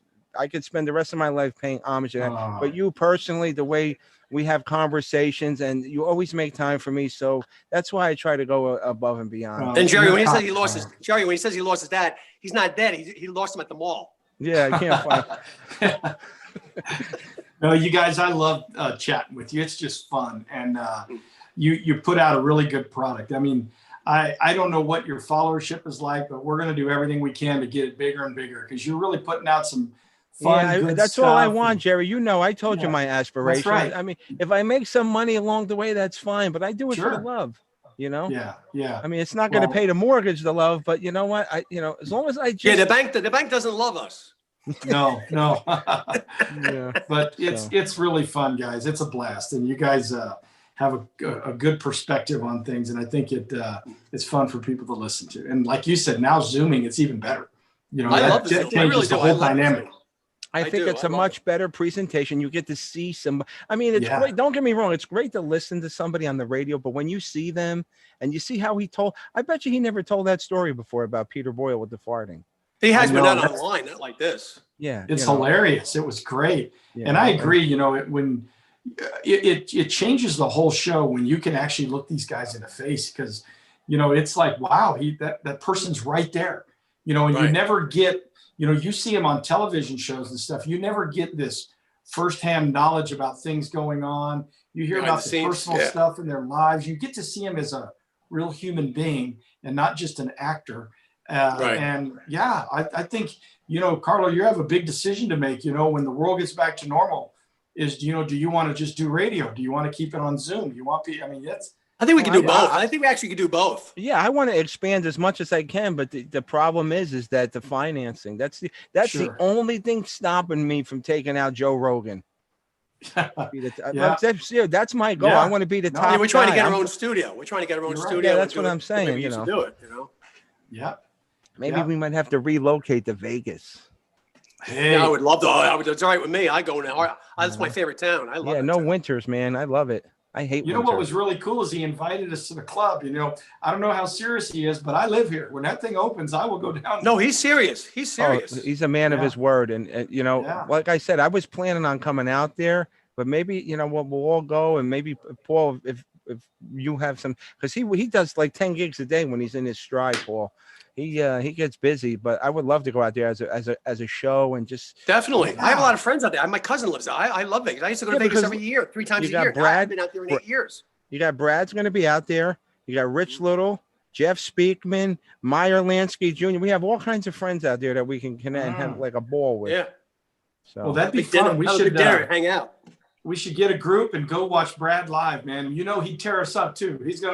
We're going to be on that front row, or if he said we could really get in there, we'd be laughing the loudest. We'll be the best part of the crowd. We will, because he's funny. That dude's funny. He is, right? Funny guy. And when you see his act, you'll laugh even more. He's just a great live act. Yeah. You'll love him. Well, you can tell he's quick on the moment, right? And that's why his show is best with an intimate live audience. Exactly. That's the same with me. I have to have a live audience. I can't do it on live audience. So, Jerry, you're not going to be divorced now because of this, right? Oh, no. My wife was actually texting me. She was like, hey, you want me to bring you a salad? She's out at, you ever heard of Zupa's? She went to Zupa's and got a salad. Oh, okay. And I was like, hey, I'm still on the radio show. I'll see you at home. She's like, oh, okay, good. It looks like a hungry man dinner in a microwave. Yes, right. She knows I really enjoyed doing this with you guys. And so, it's fantastic. But I hope everybody enjoyed tonight's program. As usual, if you want to donate, we're always looking for that, and I'm not too proud to ask. Also, we have T-shirts. If you want to buy a T-shirt, they're going to be printed in the next couple of weeks. As soon as I have to fill 36 orders before I can send them to print. It's $30. What's it going to say? It's our logo, Animal House Radio. So you going to have a kind of slogan or anything? It's talking the rock, rocking the talk. That's what we do. Because we still have the one you showed me, the logo you showed me. The new one. It's the new one with good. So this guy from Italy, his name is Dean. He did a really good job on it, and I finally got the price down to where I can make a few dollars selling the shirts, and it's going to go right back into the business because we need 2 more microphones. I got to put up soundproof. I got a lot of work to do. I got to I got to fix so many things, but hopefully we'll get there. We'll get there. Hey Jerry, if they start season 2 of Defending Japan, I want to do it. I want the radio show to do a cameo Oh, of you on the wow. air. You could say like, this is what he does in his spare time, and we can. Ooh. Yeah, I'll have to. Food I'll for talk to those thought. guys. That'd be pretty cool. That's an interesting way of doing it. Yeah, no, even you're never too old to podcast, and this is what he. You know what I'm saying? Yeah, that's right. Absolutely. So, Yeah. but, What's it called again? It's called Defending Japan. Defending It's on- Japan. That's it's right. on Yeah, Amazon, it's on Amazon. right, Jerry? Amazon Prime. It's like really picked up, and I think we have 6, maybe 7 episodes on Amazon Prime now. And Good. if you're a history guy, I always tell people it's not I am. it's not a Tom Cruise he loves thriller, that man. stuff, You're not yeah. like on the edge of your seat. It's history, but it's really interesting to show you what's going on out there in that part of the world and why it matters today, to Right. people. So they've done a real good job with it. How did you? And like I get said that- last time, you can do it in every country. You can do it in a lot of countries like that. Oh yeah, Defending every- yeah. How did that come really to be that expand they on offered that to you, Jerry? Yeah. So when I was the commander out there, they started the series, and they just only because I was the commander, I was one of many people they interviewed, and I gave them a couple hours of interview, to just have little spots on the show, and the show like rockets in Japan. It like really takes off, and supposedly I don't know how the ratings work there, but they said it moved the History Channel or whatever into the #1 rating there in Tokyo, into Japan. And so anyway, they asked me when the show got picked up to be at a film festival in Hollywood. They were premiering it in the Chinese theaters, and they were like, and now I was retired. And they're like, hey, would you be willing to come be a speaker at the premiere of one of the episodes? Definitely, yeah. in Hollywood? And I said, yeah. And then they're like, hey, would you wear your uniform again? So I called and worked with all the appropriate people and got the approval. So I wore my uniform and I went to this thing. And the bottom line, it went great. The premiere was really good. And then afterwards, I spoke for about 45 minutes on the security situation in the Pacific at large. Did it still fit, Jerry? Barely. I will tell you. He wasn't wearing pants. Yeah, no more 5 o'clock in the morning PT really does affect the body when you stop stop doing that. But it ended up being really good. And so the next day at my hotel room, the producers asked to talk to me, and they're like, hey, we're looking at doing a season 2, and we'd like to change the format. And instead of just having you on there where you've been interviewed, we'd like you to actually host the show. Would you want to do it? And I was like, oh yeah, I love history, and Japan was a big part of my life. And so, yeah, and it just kind of has gotten rolling. We'll see how it all works out. They got to get, just like you and everybody, you got to have sponsors, you got to have all these things to do these things. Right. But at least right now, there's, a plan to roll a season 2. And at a good. minimum, I'm doing a lot of stuff here at the end in these last episodes of season 1. You got to let us know when that comes to fruition, and so we can. Yeah. I sure will, man. I sure will. Thing you All do right. Defending New Jersey. Yeah, right. But I want to thank both of you guys for being the wingmen tonight and sitting in It's and fun. hanging in there. And I love both of you guys. I love everybody. Yeah, I me miss too, the man. studio, but I think we're putting out some good stuff. And eventually, you know what? I go by like when you're in Vegas as a game. Eventually, the odds are going to catch up to you. You know what I'm saying? You throw enough darts, you got to hit a bullseye Yeah, it's eventually. It's coming. I mean, you're lining up some big talent, man. And the show's great. You'd be surprised how many times I get turned down, though. It's not easy. Yeah, Just like girls. yeah, but that's the thing, man. That's what makes you who you are, Carlo. You push and you get it across the goal line. And I mean, just look at the list you've had in the last few weeks. It's been amazing. Yeah. Yeah. Make sure you send me the link so I can post this. Oh, absolutely. I will. And I want to thanks again for both of you. And thanks again for everyone who's listening and stood up late with us. We had a little scheduling error, but that's okay. But we still had Brad on, and it was a home run. And animalhouseradio.net. For anybody who has new music they want, send it to us at animalhouseradionetwork@gmail.com. And we're also looking for shows. If you have a podcast and you want a time slot, I have I can, for $20 a week, I could put your podcast, a weekly podcast, on my network. at the preferred time that you'd like, and I'll re-air it in a second time of the week. And the $20 is just to get my server paid. I don't want to make any more money than that. But The 3 o'clock in morning slot's open, right? yeah, you know what? I wouldn't mind doing a midnight to some, because then you'd I be would love that. surprised A lot who's of up. people are up at that time. You kidding? I was, I believe it or not, Paul, I was even thinking about doing like mornings to catch more people, or doing overnights. Just I think to the test nighttime is better. Nighttime's better because there's a lot of night people. Well, especially now. No, but there's a lot of people that are up at night that watch Yeah. stuff. Yeah, there is. More than the morning. Morning people Yeah, are, Jerry stays up late at night and watches you porn after his wife goes to bed. No, I'm just kidding. Oh boy. he was in a porn called Aim High. Yeah. There All are a right, lot of night guys. owls out there, though. Okay, Yeah. guys. Take Peace. care, and Y'all we'll take see you care. all next time right here on Animal House Radio. Woohoo! All righty. I was See you hoping later, you were going to fellas. do that. Take care. All right. Take